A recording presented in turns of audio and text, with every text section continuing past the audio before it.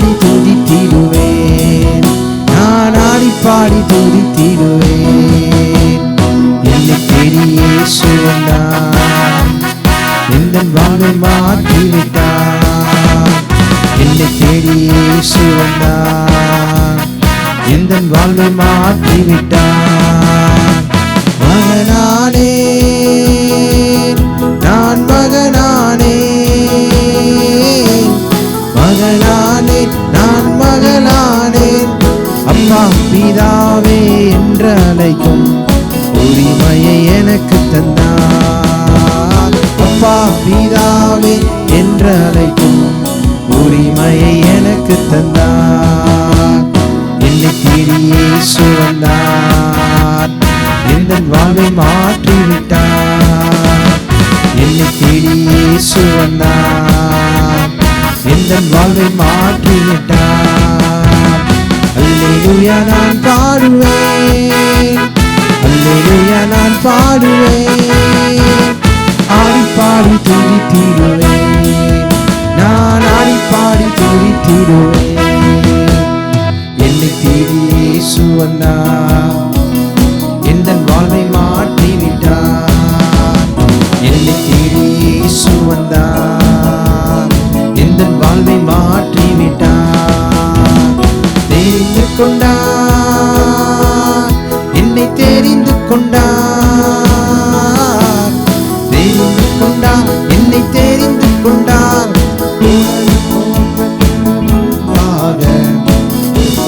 தெரிந்து கொண்டார், உலக தோற்றத்துக்கு முன்பாக கிறிஸ்துவுக்குள் தெரிந்து கொண்டார். என்னை தேடி இயேசு வந்தார், எந்தன் வாழ்வை மாற்றிவிட்டார். என்னை தேடி இயேசு வந்தார், எந்தன் வாழ்வை மாற்றிவிட்டார்.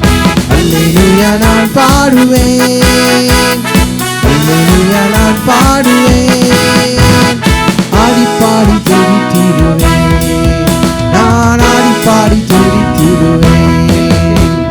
என்னை தேடி இயேசு வந்தார், எந்தன் வாழ்வை மாற்றிவிட்டார். என்னை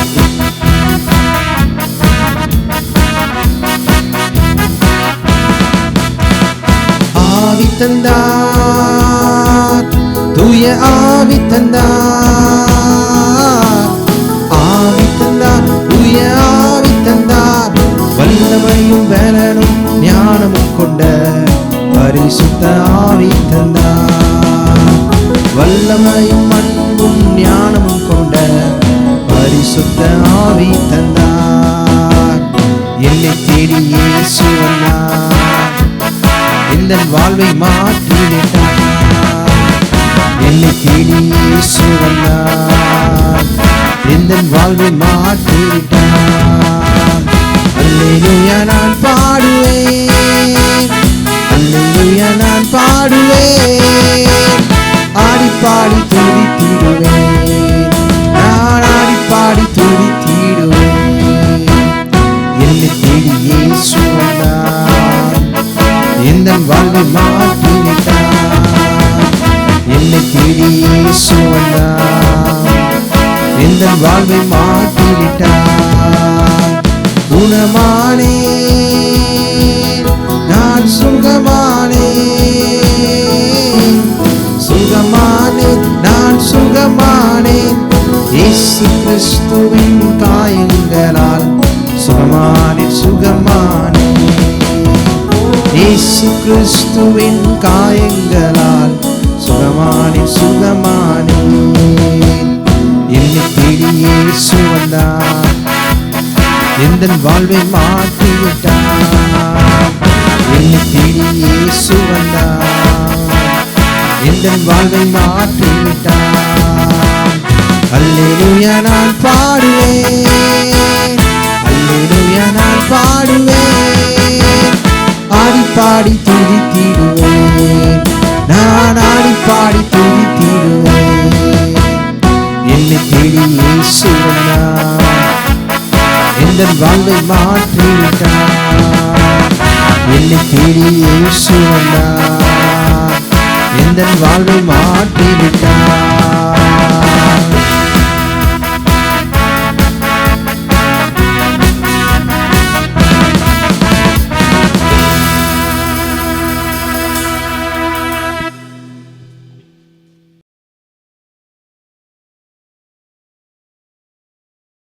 அருமையானவர்களே, வேதம் சொல்லுது, தேவன் தம்முடைய ஒரே பேரான குமாரனை விசுவாசிக்கிறவன் எவனோ அவன் கெட்டு போகாமல் நித்திய ஜீவனை அடையும்படிக்கு அவரை தந்தரளி இவ்வளவாய் தேவன் உலகத்தில் அன்பு கூர்ந்தார் என்று பார்க்கிறோம். ஆண்டவராய் இயேசு நாம் ஒவ்வொருவருக்காகவும் இந்த உலகத்தில் சிலுவையில் அடிக்கப்பட்டு ரத்தத்தை சிந்தி மரித்து உயிரோடு எழுந்து ஆண்டவராய் இயேசு இன்னைக்கும் ஜீவிக்கிறார்.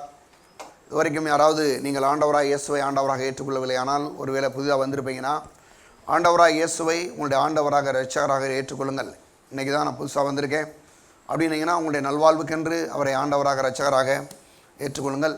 ஆண்டவராக இயேசுவை ஆண்டவராக ஏற்றுக்கொண்ட தேவனுடைய பிள்ளைகள் இந்த உலகத்தில் நாம் வெற்றியான ஆசீர்வாதமான ஒரு பெரிய செழிப்பான வாழ்க்கை வாழ்வதுதான் கர்த்தருடைய சித்தம் என்பதை வேதம் மிக தெளிவாக சொல்கிறது. எடுங்க எல்லாரும் 3 யோவான் 2 பிரியமானவனே, உன் ஆத்மா வாழ்கிறது போல நீ எல்லாவற்றிலும் வாழ்ந்து சுகமாக இருக்கும்படி வேண்டுகிறேன் சொல்கிறார். என்னன்னா, பிரியமானவனே, உன் ஆத்மா வாழ்கிறது போல நீ எல்லாவற்றிலும் வாழ்ந்து சுகமாக இருக்கும்படி, ப்ராஸ்பரஸ்ன்ற அந்த வார்த்தை தான் பயன்படுத்தியிருக்காங்க. சுகமாக இருக்கும்படி அப்படின்னும் போது அந்த சுகம் மட்டுமல்லாமல் அதுக்குள்ளே செழிப்பு இருக்கிறது. அதாவது பிரியமானவனே, உன் ஆத்மா வாழ்கிறது போல நீ எல்லாவற்றிலும் வாழ்ந்து செழிப்பாக இருக்கும்படி விரும்புகிறேன். செழிப்பு என்பது செழிப்புன்னொன்னே பணம் மட்டும்தான் செழிப்புக்குள்ளே இருக்குது அப்படின்ற மாதிரி நினைக்கக்கூடாது. ஆனால் செழிப்புன்றது நம்முடைய பாருங்கள், ஆண்டவராக இயேசுவை என்னைக்கு ஆண்டவர் என்று ஏற்றுக்கொண்டோமோ அன்றைக்கே எல்லா விதமான ஆசீர்வாதங்களையும் செழிப்பையும் ஆண்டவர் அந்த ரட்சிப்பு என்ற ஒரு பார்சலுக்குள்ளே வச்சுட்டார். அதுக்குள்ளே என்ன இருக்குது அப்படின்னா, செழிப்புன்னு சொல்லும்போது நம்ம நிறைய பேர் என்ன பண்ணிடுறாங்க, செழிப்புன்னு சொன்னோன்னா பணத்தை மட்டும் தான் பேசுகிறாங்க அப்படின்ற மாதிரி நினைக்கிறாங்க. பணம் செழிப்பில் ஒரு பகுதி. ஆனால் நம்முடைய ஆவிக்குரிய செழிப்பு, ஒரு ஆள் ஆண்டவராக இயேசுவை ஏற்றுக்கொள்ளாத போது அவர்களை எந்த ரீதியிலையும் கர்த்தர் ஆசீர்வதிக்க வழியே இல்லை. அப்போ ஆண்டவராக இயேசுவை ஆண்டவராக ஏற்றுக்கொள்ளாதவர்கள் ஆண்டவராக இயேசுவை ஆண்டவராக ஏற்றுக்கொள்ள வேண்டும். ஆண்டவராக இயேசுவை ஆண்டவராக ஏற்றுக்கொண்டுட்டோம், நம்ம மறுபடியும் பிறந்திருக்கிறோன்னா அதுக்கு பிறகு நம்முடைய மனது ஒரு பெரிய மறுரூபமாக வேண்டும். ஏன்னா இந்த உலகத்தில் இருக்கக்கூடிய பல காரியங்கள் பாருங்கள் இந்த உலகத்தில் இருக்குது. அது கூட நம்ம ஒத்து போகும்போது நாம் கிறிஸ்தவ வாழ்க்கையிலே பெரிய வெற்றியை நாம் பெற முடியாது. ஆனால் நீ வேதம் சொல்லுது, பிரியமானவனே, உன் ஆத்மா வாழ்கிறது போல நீ எல்லாவற்றிலும் வாழ்ந்து சுகமாக இருக்கும்படி வேண்டுகிறேன் சொல்லும்போது அவர் சொல்கிறார், செழிப்பாக இருக்கும்படி நான் விரும்புகிறேன்றார். அப்போ ஒரு பெரிய விருப்பம் கர்த்தர்ட்ட இருக்குது. நம்ம செழிப்பாக இருக்கணும். அல்ல கிறிஸ்தவ வாழ்க்கையில் ஆவிக்குரிய வாழ்வையில் நல்லா பாருங்கள், ஒரு பெரிய செழிப்பான இடத்துல இருக்கணும். என்றைக்கோ ஒரு நாளைக்கு ஜெபம் பண்ணிவிட்டு அதான் ஒரு ஊழியக்காரர் சொல்கிறாரு, சிலர் ஞாயிற்றுக்கிழமை அன்னைக்கு என்ன பண்ணுறாங்களா, மக்களுக்கு கொஞ்சம் ஸ்நாக்ஸ் கொடுக்குறாங்க. ஆனால் மற்ற நாள்லாம் என்ன பண்ணிடுறாங்களாம், பூரா பட்னியாக போடுறாங்கன்னா பாருங்கள், ஒரு ஜெப வாழ்க்கை கிடையாது, வேதம் வாசிக்கிறது கிடையாது.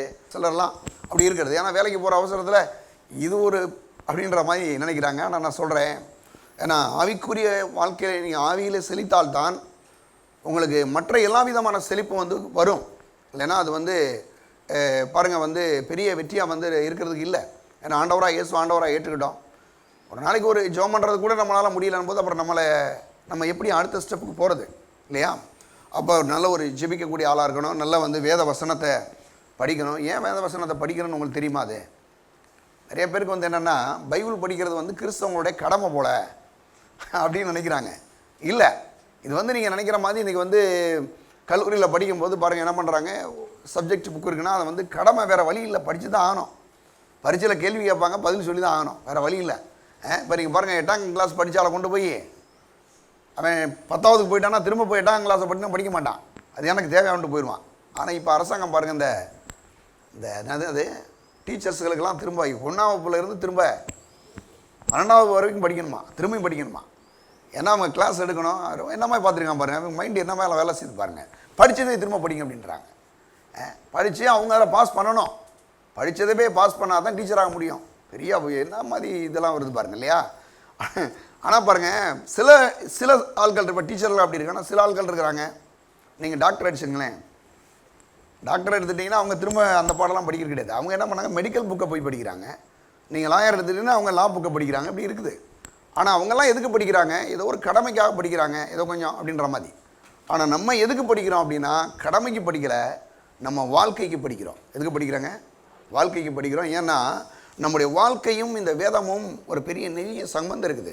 அதுதான் அவர் சொல்கிறாரு, பிரியமானவனே உன் ஆத்துமா வாழ்கிறது போல நீ எல்லாவற்றிலும் வாழ்ந்து சுகமாக இருக்கும்படி என்ன செய்கிறேன் விரும்புகிறேன் அப்படின்றாரு. அப்போ நம்ம வாழ்க்கை வெற்றியாய் வாழ்வது எப்படின்னா, நம்ம வந்து பாருங்கள் நல்ல தேவ வசனத்தில் நேரத்தை செலவிடணும். காரணம் என்ன, தேவனுடைய எண்ணங்கள் தான் இதுக்குள்ளே எழுதப்பட்டிருக்கு. பாருங்கள், சிலருக்கு டைரி எழுதுகிற பழக்கம் இருக்கும். அவங்க என்னென்ன பண்ணுவாங்கன்னா அன்னன்னைக்கு நடக்கிற விஷயத்தை டைரியில் வந்து எழுதுவாங்க. ஆனால் நம்முடைய ஆண்டவர் நம்முடைய நல்வாழ்வுக்கென்று அவர் ஒரு பெரிய அற்புதமான ஒரு டைரியை கொடுத்துருக்கிறார். அது எதுனா வேத புத்தகம் தான். அவருடைய எண்ணங்களை தேவன் இதுக்குள்ளே வைத்திருக்கிறார். இப்போ அவருடைய எண்ணங்களை எடுத்து நம்முடைய எண்ணங்களாய் மாற்றும்போது தான் இந்த உலகத்தில் பெரிய வெற்றிகளை நாம் பெற முடியும், ஆசீர்வதிக்கப்பட முடியும். ஒவ்வொரு செழிப்புக்கும் இந்த தேவனுடைய வார்த்தைக்கும் நெருங்கிய ஒரு உறவு இருக்கிறது, ஐக்கியம் இருக்குது. எங்கே தேவனுடைய வசனம் இல்லையோ அந்த இடத்துல ஆசீர்வாதத்தை பெற்றுக்கொள்வதற்கு வாய்ப்பே இல்லை. அதனால தான் அவர் சொல்கிறாரு, பிரியமானவனே உன் ஆத்துமா வாழ்கிறது போல நீ எல்லாவற்றிலும் வாழ்ந்து சுகமாக இருக்கும்படி செழிப்பாக இருக்கும்படி விரும்புகிறேன் என்று. அப்போ நம்முடைய ஆவிக்குரிய வாழ்விலே, ஆத்மாவிலே, நம்முடைய சரீரத்திலே பாருங்கள் நல்ல சுகத்தோட பலத்தோடு இருக்கிறது கடவுளுடைய சித்தம். எப்போ பார்த்தாலும் வியாதியிலே இருக்கிறது வந்து கடவுளுடைய சித்தமா இல்லை, நல்ல சுகத்தோட பலத்தோட இருக்குன்னு பாருங்கள். அது மட்டும் இல்லாமல் குடும்பத்தில் பாருங்கள் எப்போதும் சண்டைகளும் பிரச்சனையோடு இருக்குன்னா, எவ்வளோ பணம் இருந்தாலும் குடும்பத்தில் பிரச்சனை இருக்குன்னா, சமானம் இல்லைன்னா வீட்டுக்கு போகிறதுக்கே மனுஷனுக்கு நீ என்ன இருக்காது, மனசு வராது. பாருங்கள் மனைவியாக இருக்காங்கன்னா அவங்களுக்கு குடும்பத்தை நேசிக்கணுன்ற எண்ணமே எல்லாம் போயிடும். ஏன்னா அங்கே சண்டைகளும் பிரச்சனையும் குழப்பறதுனால. ஆனால் குடும்பத்தில் ஒரு பெரிய செழிப்பு ஏற்பட வேண்டும் பாருங்கள், அதெல்லாம் வேதம் போதிக்குது. அது மட்டும் இல்லாமல் பிள்ளைகளுடைய வாழ்க்கையில் பெரிய செழிப்பு, நல்ல பாருங்கள் நல்ல நீடி ஆயுள், பாதுகாப்பு, எல்லாவற்றிலையும் தேவன் ஒரு பெரிய செழிப்பை வைத்திருக்கிறார். இங்கே அப்போஸ்தலனாகிய யோவான் சொல்லும்போது ஏதோ பணத்தில் மட்டும் இவர் சொல்லிட்டு போயிட்டார் அப்படின்னு நினைக்கக்கூடாது. என்ன சொல்கிறாரு, பிரியமானவனே உன் ஆத்துமா வாழ்கிறது போல நீ எல்லாவற்றிலும் வாழ்ந்து என்னது சுகமாக இருக்கும்படி ஒரு. அப்போ எல்லாவற்றிலும்னா நம்முடைய ஆவியில், ஆத்மாவில், சரீரத்தில், கையின் பிரயாசங்களில், பிள்ளைகளுடைய வாழ்க்கையில், கணவன் மனைவியுடைய நல்ல பாருங்கள் நல்ல ஒரு உறவுகளில், ஒரே வீட்டுக்குள்ளே வந்துட்டு பாருங்கள் பல நாளாக பேசுகிறது கிடையாது, புருஷன் கூடயும் முஜாதி கூடயும். இப்படிப்பட்ட குடும்பம்லாம் இருக்குது தெரியுமா உங்களுக்கு? பாருங்கள் அப்படியே ஒருத்தர் பார்த்துட்டு எங்கேயாவது போயிட்டே இருப்பாங்க. நான் சொல்கிறேன் இதெல்லாம் பாருங்கள் குடும்பத்தில் ஒரு பெரிய ஒரு அது எப்படி சொல்லலாம், டெத்து ஒரு மாதிரி, அது ஒரு மரணம் மாதிரி தான். எவ்வளோ நாளைக்கு நீங்கள் ஒரு குடும்பத்துக்குள்ளே சண்டை போட்டுட்டு பாருங்கள் ஒருத்தர் பார்க்காம இருக்க முடியும்? இப்படிலாம் பாருங்கள் இன்றைக்கி வந்து குடும்பங்கள் வந்து இருக்கிறாங்க. ஆனால் இவை எல்லாமே ஒரு பெரிய ஒரு பாருங்கள் ஒரு தாழ்ச்சி, ஒரு பெரிய வீழ்ச்சின்னு கூட நம்ம சொல்லலாம். ஆனால் நான் சொல்கிற தேவனுடைய பிள்ளைகளே வேதம் சொல்லுது, பிரியமானவனே ஒரு ஆத்துமா வாழ்கிறது போல நீ எல்லாவற்றிலும் வாழ்ந்து சுகமாக இருக்கும்படி செழிப்பாக இருக்கும்படி விரும்புகிறேன்னு சொன்னார். அப்போ எல்லாவற்றிலும் நாம் செழிப்பாக இருப்பதுதான் கர்த்தருடைய சித்தம் என்பதை அறிந்து கொள்ள வேண்டும். அது மட்டும் இல்லாமல் பாருங்க வெளிப்படுத்தல் விசேஷம் அப்படி திருப்புங்க. வெளிப்படுத்தல் 1ஆம் அதிகாரம் 6ஆம் வசனம், நம்மிடத்தில் அன்பு கூர்ந்து தமது இரத்தத்தினாலே நம்முடைய பாவங்களை நம்மை கழுவி தம்முடைய பிதாவாகி தேவனுக்கு முன்பாக நம்மை ராஜாக்களும் ஆசிரியர்களும் ஆக்கின அவருக்கே எனது மகிமையும் வல்லமையும் என்னென்றைக்கும் உண்டாயிருப்பதாக. என்ன சொல்றாரு அப்படின்னா, நம்மிடத்தில் யாருக்கு முன்னால் நிப்பாட்டியிருக்காராம், தேவனுக்கு முன்னால் நிப்பாட்டியிருக்காராம். யார் ராஜா? ஆண்டவர் வந்து பாருங்க இன்னைக்கு இந்த உலகத்தில் எத்தனையோ அதிகாரிகள் இருக்கிறாங்க. ஆனால் அவங்கள ராஜான்னு பார்க்குறத விட யாரை பார்க்குறாருன்னா நம்மளை தான் ராஜான்னு பார்க்குறாரு. ஏன்னா அவர் மற்றவங்களாம் இயேசுன்ற ரத்தத்தினால கழுவப்படாதாங்க. ஆனால் நம்ம ஒவ்வொருவரும் ஆண்டவராக இயேசுன்ற ரத்தத்தினாலே கழுவப்பட்டிருக்கிறபடினாலே நம்மை ராஜாக்களும் ஆசாரியர்களுமாய் தேவன் நம்மளை ஆக்கியிருக்கிறார். அப்படிதான் நம்மளை பார்க்குறாரு. நீதிமொழிகளில் பாருங்க வந்து 10ஆம் அதிகாரம் எடுங்க. நீதிமொழிகள் 10ஆம் அதிகாரம் 22ஆம் வசனம் சொல்லுது. அங்கே பாருங்க பார்க்கும்போது, கர்த்தரின் ஆசீர்வாதமே ஐஸ்வர்யத்தை தரும், அதனோடு என்ன செய்ய மாட்டார், அவர் வேதனையை கூட்ட மாட்டார். கர்த்தரின் ஆசீர்வாதமே ஐஸ்வர்யத்தை தரும், அதனோடு வேதனையை கூட்டார். அப்போ வந்து கர்த்தருடைய ஆசீர்வாதம் ஒரு தேவனுடைய பிள்ளை மேலே இருந்துச்சுன்னா கண்டிப்பாக சொல்கிறேன் அவங்களுக்கு ஐஸ்வர்யம் இருக்கும். ஏன்னா அது கர்த்தருடைய ஆசீர்வாதம். நிறைய பேர் பாருங்க வந்து என்ன பண்ணுறாங்கன்னா பணமே எனக்கு வேணான்ட்டு போயிடுறாங்க. அப்படி ஒரு கிறிஸ்தவ வாழ்க்கை வாழ்கிறாங்க. நிறைய ஊழியக்காரங்க கூட அப்படி தான் இருக்காங்க. ஆனால் நான் சொல்கிறேன், நம்ம ஒருவரும் ஒன்றை புரிந்து கொள்ளணும், கர்த்தருடைய ஆசீர்வாதமே ஐஸ்வர்யத்தை தரும், அதனோட வேதனையை கூட்டார். பணத்துக்காக 1000 பொய் சொல்லணும் அவசியம் இல்லை. பணத்துக்காக உண்மையை பேசி நல்லாவே வாழ முடியும். ஏன்னா கர்த்தருடைய ஆசீர்வாதம் இருக்கும்போது நீங்கள் பணத்தை சம்பாதிக்கிறதுக்கு பொய் சொல்ல வேணாமா, அதை பண்ண வேணாமா, இதை பண்ண வேணாம், எதுவும் பண்ணாதீங்க. கர்த்தருடைய ஆசீர்வாதம்னா உங்களை தேடி பணம் வருங்க. கண்டிப்பாக சொல்கிறேன். இதெல்லாம் வந்து நீங்கள் வந்து புரிந்து கொள்ளணும். அநேக நேரங்களில் உலகத்து மக்கள் வந்து பாருங்கள் ஏகப்பட்ட கோல்மால் பண்ணுறான், என்னென்னமோ பண்ணுறான் பாருங்கள், அவ்வளவு அக்கிரமம் பண்ணுறான், ஏன் பண்ணுறான், என்னென்னமோ பண்ணுறான். ஆனால் நான் சொல்கிறேங்க, பணம் நம்முடைய ஆண்டவர் கிடையாது. பணம் நம்முடைய ஆண்டவனா இல்லை. ஏன்னா பணம் நம்ம ஆண்டவராக இருந்தால் கண்டிப்பாக யாருமே நம்ம இங்கே வந்திருக்க மாட்டோம். யார் நம்முடைய ஆண்டவர்? கர்த்தர் தான் நம்ம ஆண்டவர். அப்போ கர்த்தர் நம்ம ஆண்டவராக இருக்கும்போது பணம் சொல்கிற மாதிரியெல்லாம் கேட்டுட்டு போனோன்னு வச்சுங்க, வாழ்க்கை எங்கிட்டா போயிடும். பணம் சொல்கிற மாதிரி கேட்கக்கூடாது, நம்ம சொல்கிற மாதிரி பணம் கேட்கணும். நம்ம யார் சொல்கிற மாதிரி கேட்கணும் சொல்லுங்கள்? கர்த்தர் சொல்கிற மாதிரி கேட்கணும், மறந்துடக்கூடாது. ஏன்னா அங்கே தான் லிங்க் இருக்குது. அப்போ வைக்கும்போது என்ன ஆயிரும்னா நம்முடைய வாழ்க்கை வந்து ரொம்ப செழிப்பாக மாறும். நான் சொல்கிறேன், ஒரு சிலர்லாம் பாருங்கள் என்ன சொல்லிடுறாங்கன்னா, நல்ல வருமானம் வர்ற டிபார்ட்மெண்ட்டை பாருங்கள், சீக்கிரம் உன்னை உள்ளே கொண்டு தூக்கி உள்ளே போட்டுருவான். கேர்ஃபுல்லாக இருக்கணும். நம்ம வருமானம் வர்ற டிபார்ட்மெண்ட் பார்க்கணுமா?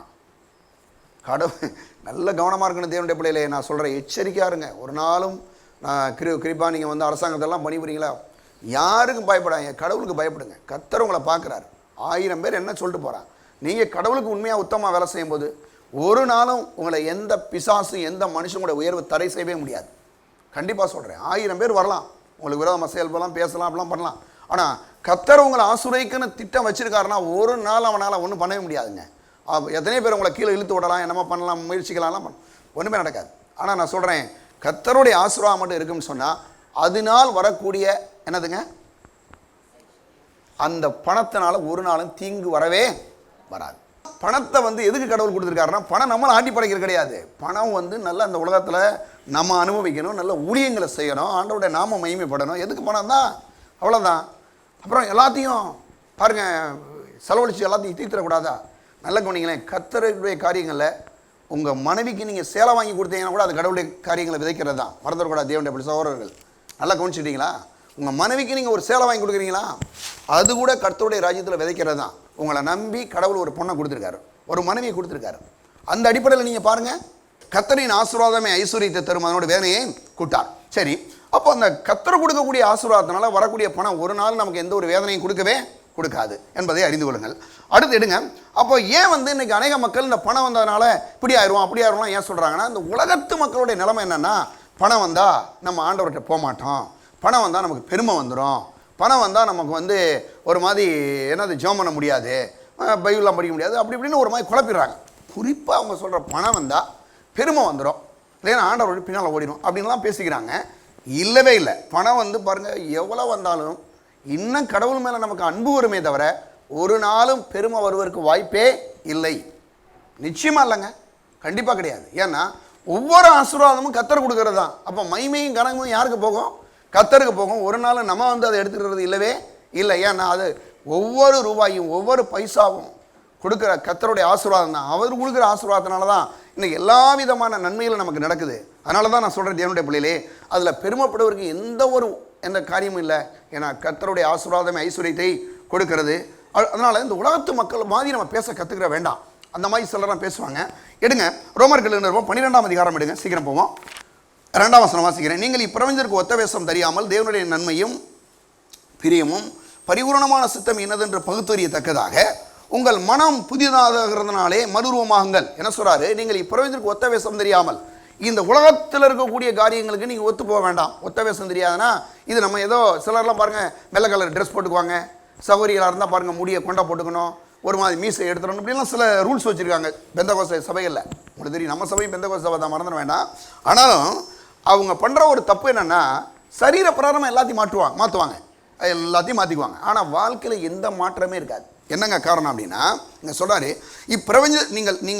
நீங்கள் இந்த பிரபஞ்சத்திற்கு ஒத்த வேஷம் தெரியாமல் தேவனுடைய நன்மையும் பிரியமும் பரிபூரணமான சித்தம் என்னது பகுத்தறியத்தக்கதாக உங்கள் மனம் புதிதாகிறதுனாலே மறுரூபமாகுங்கள். உங்கள் சரீரம் மறுரூபமாகிறதுல இல்லை, என்ன சொல்கிறாரு? உங்களுடைய மனது மறுரூபமாகட்டுன்றாரு. அப்போ மனது வந்து மறுரூபமாகிறத பற்றி அந்த சப்ஜெக்டே நீங்கள் இந்த அதிகாரமே இந்த ரோமருக்கு நிருபம் 12ஆம் அதிகாரம் 2ஆம் வசனம் என்ன சொல்லுது? உங்கள் மனம் புதிதாகிறதுனாலே மறுரூபமாகுங்கள். மனது தான் இந்த இம்பார்ட்டன்ட் சப்ஜெக்ட். அப்போ மனது வந்து மறுரூபமாகிறதுல வந்து ஏன் மற்ற உலகத்து மக்களுக்கு வந்து அவங்களுக்கு வந்து எப்பயும் இல்லாமையும் அதையும் இதையும் இப்படி தான் பேசிட்டு இருக்கிறாங்க. பாருங்கள், எனக்கு இது இல்லை அது இல்லை, அந்த வீட்டில் அப்படி இருக்குது, இந்த வீட்டில் எப்படி இருக்குது, அப்படி இப்படின்னு சொல்லி இருக்கிற அந்த சூழ்நிலை தான் பேசுகிறாங்க இல்லையா? இருக்கிற சூழ்நிலை பேசுவாங்க. நீங்கள் பேசவே இல்லைன்னா கூட எவனாவது ஒரு சொந்தக்காரன் வந்து என்னங்க பண்ணுறது, நம்ம இப்படி தாங்க இருக்கணும், நம்ம என்ன பண்ணுறது கஷ்டம், நம்ம என்ன பெரிய ஆள்களா அப்படின்ற மாதிரி பேசுவாங்க. ஆனால் நல்ல குணிங்க, கர்த்தர் சொல்கிறாரு, இந்த மாதிரி ஆட்களை மாதிரி நீங்கள் பேச வேணாம், மட்டும் இல்லாமல் இந்த மாதிரி ஆட்களை மாதிரி மனதில் எண்ணம் கூட வர வேணான்றாரு. அப்போ மனதில் என்ன வராமல் இருக்குன்னா என்ன வழி இருக்குது அப்படின்னா, அப்போ இதை விட இந்த மனுஷனுடைய எண்ணத்தை மாதிரி அந்த எண்ணத்தை நம்ம எடுத்துக்கிறாம நாம் என்ன பண்ணணும்? தேவனுடைய எண்ணத்தை நம்முடைய எண்ணமாக மாற்றிக்கொள்ள வேண்டும். அதான் சொல்றாரு, தேவனுடைய நன்மையும் பிரியமும் பரிபூரணமான சித்தம் என்னதென்று பகுத்தறியத்தக்கதாக உங்கள் மனம் புதிதாகிறதுனாலே மறுரூபமாங்கள். அப்போ என்னது அந்த பரிபூரணமான சித்தம்? பாருங்க, சொல்லும்போது பாருங்க, தேவனுடைய நன்மையும் பிரியமும் பரிபூரணமான சித்தம். நன்மை, பிரியம், பரிபூரணமான சித்தம் அப்படின்னா இந்த நாம் செழிப்பாக இருப்பது அது நன்மையானது, அது பரிபூர்ணமானது, அதுதான் கடவுளுடைய சித்தம். அப்போ அவருடைய சித்தம் என்னது? நம்ம பாருங்கள் அந்த அவருடைய ஐஸ்வர்யன்றது என்ன, எப்படிப்பட்டதாக இருக்குது? அது நன்மையும் அது பிரியமானதாக இருக்கிறது. அது மட்டும் இல்லாமல் அது பரிபூர்ணமானது. எப்படிப்பட்டதா? பரிபூர்ணமானது. கர்த்தர் அப்படி தான் நம்ம இருக்கணும்னு விரும்புகிறார். நம்ம நல்லா இருக்கணும் தான் கர்த்தருடைய சித்தம். கையில் நல்ல ஒரு பணத்தோடு இருக்கிறது தான் கடவுளுடைய சித்தம் சொல்லி வேதம் என்ன செய்து போதிக்குது. அது மாதிரி உங்கள் மனம் புதிதான மறுரூபமாங்க. மனதில் உங்கள் மனது மறுரூபமாகாத வரைக்கும் உங்கள் கையில் காசு பாருங்கள் என்னது செழிப்பாக இருக்கிறதுக்கு வாய்ப்பே இல்லை. நல்லா கவனிச்சுங்க. இதுக்கு ஒரு பெரிய லிங்க் இருக்குது. ரொம்ப பெரிய ஒன்று இம்பார்ட்டன்ட் சப்ஜெக்ட் நம்ம பேசுகிறோம் இன்றைக்கி, இல்லையா? நல்லா கவனிங்க. மனதில் நீங்கள் தரித்திரமாக எண்ணிக்கிட்டு நீங்கள் போய் எனக்கு பணம் வரணும்னு சொல்கிறது முடியாத விஷயம். அப்போ என்ன பண்ணணும் அப்படின்னா, முதல்ல நம்ம மனது மாறணும். மனது மாறணும் அப்படின்னாவே நம்ம இப்போ என்ன பண்ணணும், நம்முடைய அதாவது மனதை நம்முடைய எண்ணங்களை மாற்றணும். எண்ணத்தை என்ன செய்யணும்? மாற்றணும். எப்படி அந்த எண்ணங்களை மாற்றணும் அப்படின்னா பாருங்கள், சொல்கிறாரு பாருங்கள், நம்முடைய எண்ணங்களை ஒரு பெரிய ஒரு வித்தியாசத்தை உண்டாக்கும் போது தான், நாம் தேவனுடைய எண்ணங்களினால் நம்முடைய மனது நிறையும் போது தான் நம்முடைய வாழ்க்கை என்ன செய்யுங்க மாறும். எடுங்க நீதிமொழிகள் 23ஆம் அதிகாரம் 7ஆம் வசனம் படிப்போம். பாருங்கள், அவன் இருதயத்தின் நினைவு எப்படியோ அவன் அப்படியே இருக்கிறான். நல்ல கவனிங்களேன். அது மட்டும் போதும். அவன் இருதயத்தின் நினைவு எப்படியோ அவன் அப்படியே இருக்கிறான். நல்ல கவனிங்களேன். இப்போ ஒரு ஆளுடைய மனது எப்படி இருக்கோ அதான் வேதம் சொல்லி பாருங்கள். இந்த உலகத்தில் கூட சிலர்லாம் சொல்கிறாங்க, அவன் என்ன நினைக்கிறான் அப்படி தாங்க அவன் வாழ்க்கை அப்படின்றாங்க. ஆனால் வேதம் என்ன சொல்லுதுன்னா, அதை தான் சொல்லுது, அவன் இருதயத்தின் நினைவு எப்படியோ என்னது அப்படியே அவன் இருக்கிறான். அப்போ நம்ம வாழ்க்கைக்கும் நம்முடைய மனதினுடைய எண்ணங்களுக்கும் ஒரு நெருங்கிய சம்பந்தம் இருக்குது. நல்ல கவனிங்க.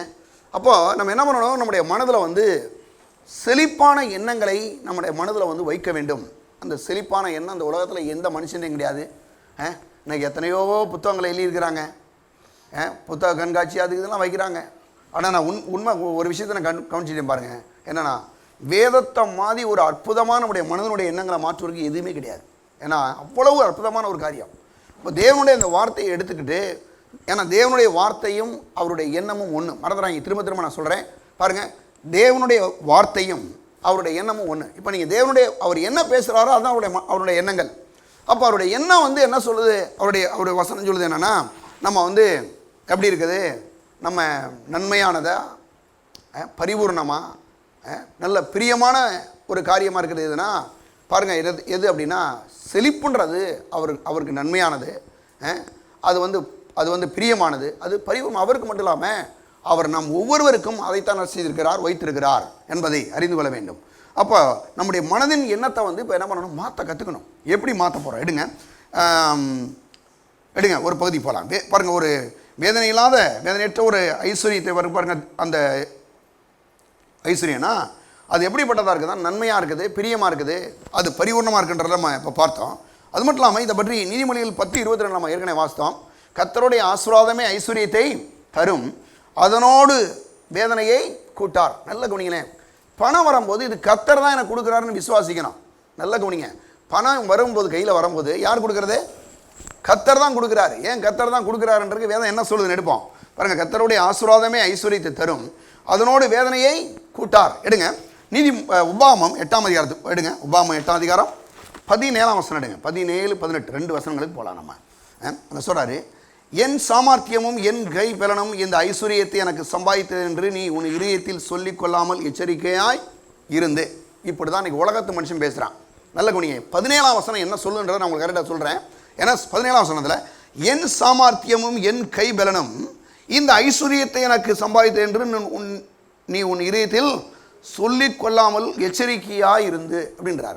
ஆனால் உலகத்து மனுஷன் நீங்கள் கேளுங்களேன், சொல்கிறான், நான் மாடா உழைச்சி ஓடா தேஞ்சு இந்த வீடை கட்டினேன், இந்த இடத்த வாங்கினேன், அதை வாங்கினேன், இதை வாங்கினேன் அப்படின்னு சொல்கிறான் இல்லையா? அவனுடைய நிலைமை அப்படி தான். ஏன்னா அவனை பொறுத்தளவு அவனுடைய உழைப்பு தான் அவனுக்கு கடவுன்றான். சிலர்லாம் பாருங்கள், செய்யும் தொழிலே தெய்வன்றான் இல்லையா? ரொம்ப பயங்கரம். சிலருக்கு பாருங்கள், தொழிலே செய்ய முடியாமல் போயிடுது. அது என்ன பண்ண முடியும்? ஆனால் இங்கே பேச சொல்லுது, பாருங்க, என் சாமர்த்தியமும். சிலருக்கு வந்து தங்களுடைய அவங்களுடைய பொருளாதாரங்களை சிலர்லாம் தோற்று போகிற காரணம் என்னன்னா, எனக்கு திறமை இருக்குங்க, எனக்கு அந்த அறிவு இருக்குது, எனக்கு இந்த அறிவு, அவ்வளவு செய்ய முடியும், இவ்வளோ செய்ய முடியும், நான் அப்படியாகும் பேசுவாங்க. அப்படிப்பட்ட ஆள்கிட்ட சொல்கிறாரு, என் சாமர்த்தியமும் என் கைபலனும் இந்த ஐஸ்வர்யத்தை எனக்கு சொல்லுவாங்க. பாருங்கள், நான் எவ்வளோ கஷ்டப்படுறேன், நான் எவ்வளோ வேலை செய்கிறேன், நான் என்ன பண்ணுறேன், நான் அதை பண்ணுறேன், நான் இதை பண்ணுறேன், அதனால தான் எனக்கு இவ்வளோ பணம் வந்திருக்குன்னு உலகத்து மனுஷன் சொல்கிறான். ஆனால் நம்ம அதை செய்யக்கூடாது. ஆண்டவரை ஏற்றுக்கொள்ளாத மனுஷனுடைய நிலைமை என்னென்னா, அவன் என்ன சொல்கிறான்னா, எனக்கு இவ்வளோ இது வந்திருக்குங்க, இது எல்லாம் நான் கஷ்டப்பாடுபட்டு பட்டேன், எல்லாம் எனக்கு இவ்வளோ சாமர்த்தியெல்லாம் நல்லா ஒன்றும் பண்ண முடியாதுங்க அப்படின்னு சொல்கிறது. ஆனால் இவர் சொல்கிறார், ஆண்டவர் சொல்கிறாரு, என் சாமர்த்தியமும் என் கைபலனும் இந்த ஐஸ்வர்யத்தை எனக்கு சம்பாதித்தது என்று நீ உன் இருதயத்தில் சொல்லிக் கொள்ளாமல் எச்சரிக்கையாயிரு. இருதயத்தில் கூட நினைக்காத, மனதில் கூட உனக்கு அந்த எண்ணம் வரக்கூடாது. என்ன உனக்கு வரக்கூடாது, எனக்கு தான் எனக்கு இதை கடவுள் தான் இதை வந்து அவங்க நான் கஷ்டப்படலை, எனக்கு இது எனக்கு கிடைக்காது அப்படின்னு நீ சொல்ல வேண்டாம். அப்படி சொல்கிறாரு. அப்படி நீ சொல்லாமல் இருக்கணும். கையில் வந்து நல்ல ஒரு வீடு கட்டிட்டீங்க, நல்ல ஒரு இடம் வாங்குறீங்க, நல்ல ஒரு வீடு கட்டுறீங்க, ஒரு 2 வீலர் வாங்குறீங்க, இல்லை ஏதோ ஒன்று செஞ்சுட்டு இருக்கீங்க, உங்களுக்கு ஏதோ ஒரு ரீல வந்து பணத்தை வந்து கடவுள் கொடுக்குறாரு, செய்கிறீங்க. ஆனால் என்ன சொல்லக்கூடாதான், சம்பளம் வாங்குறப்ப என்னங்க செய்கிறது, மாதம் முழுதும் கஷ்டப்பட்டோம், ஏதோ இன்றைக்கி சம்பளம் வாங்கிட்டு போகிறோம் அப்படின்ற மாதிரி யோசிக்கக்கூடாது. வியாபாரிகளாக இருக்கீங்களா, எனக்கு திறமை இருக்குங்க, எனக்கு அதை செய்ய முடியுங்க, எனக்கு இதை செய்ய முடியுங்க, அதனால தாங்க நான் வந்து பண்ணுறேன் சொல்லக்கூடாதுன்றாரு. ஏன் சொல்லக்கூடாது அப்படின்னா, அவர் சொல்கிறாரு, உன் தேவனாய கர்த்தரை நினைப்பாயாக. இன்னைக்கு நீ செழிப்பாக இருக்கிறது யார் கொடுத்த ஆசீர்வாதம்? கர்த்தர் கொடுத்த ஆசீர்வாதம் நீ நம்பணும். இதே ஆளு ஒரு நாள் நீ ஆண்டவர் இல்லாத போது நீ எப்படி இருந்தன்றதை யோசி அப்படின்றார் அவர். ஆண்டவர் உன் வாழ்க்கையில் வராத போது நீ எப்படிப்பட்ட ஆளாக இருந்த? இன்னைக்கு என் திறமை இருக்குது, எனக்கு வியாபாரம் பண்ண தெரியும், எனக்கு தொழில் பண்ண முடியும், எனக்கு அப்படி பண்ண முடியும், எனக்கு இப்படி பண்ண முடியும் அப்படி நீ பேசாத. ஏன் பேசக்கூடாது? இதே திறமை உனக்கு முன்னால் இருந்துச்சே, இதே உனக்கு எல்லா விதமான காரியங்கள் இருந்துச்சு, ஏன் அன்னைக்கு நீ செழிக்கலை? ஏன் அன்னைக்கு உனக்கு இந்த பணம் வரலை? ஏன் அன்னைக்கு நீ முன்னேறலை? அன்னைக்கு ஏன் இல்லைன்னா இயேசு இல்லை, அதனால தான் நீ இல்லை, அந்த மாதிரி இல்லை உனக்கு. ஆனால் இன்னைக்கு உனக்கு என்ன இருக்குது அப்படின்னா, யார் இருக்குது? ஆண்டவராக இயேசு உன் வாழ்க்கையில் இருக்கிறார், உன் தொழிலில் இருக்கிறார். நீ செய்கிற ஒவ்வொரு காரியங்களையும் யாருடைய ஆசீர்வாதம் இருக்குதுங்க? கர்த்தருடைய ஆசீர்வாதம் இருக்கு என்பதை நீ நினைக்கணும், மறந்துடக்கூடாது அப்படின்னு ரொம்ப சொல்கிறாரு. ஏன்னா இது யாருக்கு சொல்கிறாருன்னா, இஸ்ரவேல் ஜனங்கள்கிட்டயே சொல்கிறாரு. நீ வந்து இன்னைக்கு நீ வந்து எகிப்தை விட்டு போயிட்டு இருக்கிற, நீ கானானுக்குள்ள உள்ள போகிற, அங்கே வந்து என்ன போகுது, அங்கே பாலும் தேனும் ஓடுகிற நல்ல விசாலமாக நல்ல தேசம், அங்கே போய் நல்ல வீடு, நீ கட்டாத வீடு அங்கே இருக்க போகுது, நீ வெட்டாத துறவு, நீ நடாத தோட்டங்கள் இருக்கும், நீ உட்காந்து சாப்பிட்டுட்டு யார் கொடுத்தது இது? ஏன் சாமர்த்தியம், ஏன் பலன், எனக்கு அப்படி நீ பேசிடக்கூடாது. அப்படி பேசுறது பயங்கரமான ஒரு பாவம், செய்யக்கூடாது, நினைப்பே வரக்கூடாதுங்க அந்த மாதிரி. ஏன்னா நல்லா கவனிங்களேன், அவர் சொல்கிறாரு, உன் தேவனாய கர்த்தரை நினைப்பாயாக. சாத்தான் சொல்லுவான், என்ன சொல்லுவான்னா, உனக்கு இவ்வளோ வந்திருக்கு, அவ்வளோ வந்திருக்கு, என்ன கஷ்டப்படுற தெரியுமா, என்ன பாடுபடுற தெரியுமா, உனக்கு எவ்வளவு இது பண்ணுற, எவ்வளவு உனக்கு திறமை இருக்குது அப்படின்னு குழப்பம்போது நீங்கள் சொல்லணும், என்ன சொல்லணும்? பிசாசை பார்த்து என்ன சொல்லணும்? என் சாமர்த்தியமும் என் கைபலனும் இந்த ஐஸ்வர்யத்தை எனக்கு கொடுக்கல. யார் கொடுத்தது? யார் கொடுத்தது அப்படின்னா, சம்பத் என்று நீ உன் இதயத்தில் சொல்லிக் கொள்ளாமல் எச்சரிக்கை. சாத்தானை பார்த்து பேசுறேங்க. சிலர் வந்து ஒரு லிமிட்டோட நின்றாங்க, ஆசீர்வதிக்கப்படுறது நின்றுதே. நானே நிறைய பேரை பார்த்துருக்கேன். நிறைய விசுவாசியோடைய வாழ்க்கையில் ஒரு குறிப்பிட்ட லெவலோட அப்படி ஆசீர்வாதம் நின்று போயிடுது. என்ன காரணம் யாதுக்கு அப்படின்னா, பிரச்சனை என்னன்னா, இங்கே என்னன்னா, என் இதுதாங்க, என் அதுதாங்க, அவ்வளோ கஷ்டப்பட்டீங்க, இவ்வளோ இது பண்ணீங்க, இது பண்ணீங்க. நல்லா குனிங்க, திரும்ப திரும்ப நல்லா யோசிங்க. ஆண்டவர்கிட்ட வராத போது ஏன் இதே திறமையும் இதே சாமர்த்தியம் உங்கள்கிட்ட இருந்துச்சே, ஏன் அன்னைக்கு இந்த உங்களுக்கு பணம் வரலை? ஏன் அன்னைக்கு உங்களுடைய வியாபாரம் செழிக்கலை? ஏன்னா அன்னைக்கு ஆண்டவராக இயேசு உங்கள் வாழ்க்கையில் இல்லை. இன்றைக்கி நான் சொல்கிறேன், உங்கள் வாழ்க்கையில் யார் இருக்குதுங்க? ஆண்டவராக இயேசு இருக்கிறார். இயேசு தான் உங்கள் குடும்பத்தில் இருக்கிறார், இயேசு தான் உங்கள் தொழிலில் இருக்கிறார். நம்போது இப்போ அவருக்கு மகிமையும் கனத்தையும் நம்ம என்ன பண்ணுங்க? செலுத்தணும். ஆண்டவரை நீர் தான் எல்லாமே, நீர் தான் என்னுடைய ஆசீர்வாதத்தினுடைய ஊற்று அப்படி சொல்லணும். அவர் சொல்கிறாரு, அங்கே சொல்கிறாரு, உன் தேவனாய் கர்த்தரை நினைப்பாயாக. நினைப்பாயாக, அவரே உன் பிதாக்களுக்கு ஆணையிட்டு கொடுத்த தம்முடைய உடன்படிக்கையை உறுதிப்படுத்தும்படி இந்நாளில் உண்டாயிருக்கிறது போல ஐஸ்வர்யத்தை சம்பாதிக்கிறதுக்கான என்ன கொடுக்குறாரு? பலனை கொடுக்கிறார். சிலலாம் ஜெபம் பண்ணுறாங்க, ஆண்டவரே எப்படியாவது பரலோகத்திலேருந்து கொஞ்சம் தங்கங்க கொஞ்சம் போட்டேன்னா கூட. ஒரு பாஸ் சொன்னார் பாருங்க, மண்டையில் விழுந்து மண்டை உடஞ்சிருன்றாரு. ஏன்னா அங்கேருந்து அவர் தங்கத்தை வெட்டி போட்டாருன்னா, மட்டாரும் போட்டாருன்னா போச்சு, ஒரு 10 கிலோ தூக்கி போட்டாருன்னு என்ன நிலமை மோசமாக போயிடும் இல்லையா? அப்படி போட மாட்டார். அவர் சொல்கிறாரு, என் பாருங்க அந்த வசனமே சொல்கிறார் பாருங்க, உன் தேவனாய் கர்த்தரை நினைப்பாயாக, அவரே உன் பிதாக்களுக்கு ஆணையிட்டு கொடுத்த தம்முடைய உடன்படிக்கையை உறுதிப்படுத்தும்படி. ஆண்டவராய் இயேசுடைய கல்வாரி புண்ணியத்தினாலே அவர் சொல்றார், புண்ணியத்தினாலே என்ன சொல்றாரு, தம்முடைய உடன்படிக்கை உறுதிப்படுத்தி இந்நாளில் உனக்கு உண்டாயிருக்கிறது போல ஐஸ்வர்யத்தை சம்பாதிக்கிறதுக்கான பலனை கொடுக்கிறவர். ஒவ்வொரு ஆசீர்வாதங்களும் வரும்போதுங்க, ஆண்டவரே நீர் தான் இதுக்கு காரணம், நீர் உமக்கு தான் இந்த மகிமையை செலுத்துகிறேன், நீர் நல்லவர் அப்படின்னு சொல்லி அவருக்கு நீங்கள் மகிமையை செலுத்தும் போது நான் சொல்கிறேங்க, ஐஸ்வர்யம் இன்னும் திரளாய் உங்களுடைய வாழ்க்கையில் கொட்டப்படும். நான் சொல்கிறேன், நிச்சயமாக சொல்கிறேன், எனக்கு தெரியும். ஏன் சொல்கிறேன்னா, அந்த கனத்தையும் மகிமை வேற எதுக்கோ கொடுத்துடக்கூடாது. கனத்தையும் மகிமை யாருக்கு கொடுக்கணுங்க? நம்மளை ஆசீர்வதித்த தேவனுக்கு கொடுக்கணும். அப்போ அப்படி இருக்கிறாள் என்ன பண்ணுவாங்கன்னா, பணம் சொல்கிற மாதிரி நம்ம செய்ய மாட்டோம், பணம் சொல்கிற மாதிரி நம்ம வாழ மாட்டோம், கர்த்தர் சொல்கிற மாதிரி நம்ம வாழ்வோம். கர்த்தர் சொல்கிற மாதிரி நம்ம வாழ்வோம். பாருங்கள், அப்போ தேவனுடைய பிள்ளையிலே அவர் சொல்கிறாரு, நீங்கள் இந்த பணம் வருதா இப்போ சொல்லணும், கர்த்தாவே நீர் தான் என்னுடைய ஆசீர்வாதத்தினுடைய ஊற்று அப்படின்றதை பாருங்கள் சொல்லணும். அது மட்டும் இல்லாமல் அநேகருக்கு மனதில் ஒரு பெரிய போராட்டமாகவே இருக்குது, மன ரீதியாக பெரிய பிரச்சனை. நீங்கள் வந்து வசனத்தை கேட்குறீங்க இல்லையா, கேட்கும்போது உலகத்தில் மற்ற நாட்கள் ஃபுல்லாக இந்த 2 மனத்தை தவிர வெளியில் தான் இருக்கிறோம். நம்ம அவன் என்னென்னமோ பேசுகிறான், அப்படி இப்படின்னு என்னென்னமோ அவன் 1000 பிரச்சனையை சொல்கிறான் அந்த பண விஷயத்தில். அப்படின்னும் போது இதெல்லாம் கேட்டு நம்ம மனது வந்து கெட்டே போகிறது சில நேரங்களில். எப்படி கடவுள் இதெல்லாம் செய்வார், நடக்குமான்ற மாதிரி பேசுகிறது. ஆனால் நான் சொல்கிறேன், உங்களுடைய மனதை நீங்கள் வந்து நல்ல வசனத்தில் நிறைக்கும் போது காத்துக்கிறணும். இந்த மாதிரி குப்பையெல்லாம் தூக்கி போட்டுடணும்.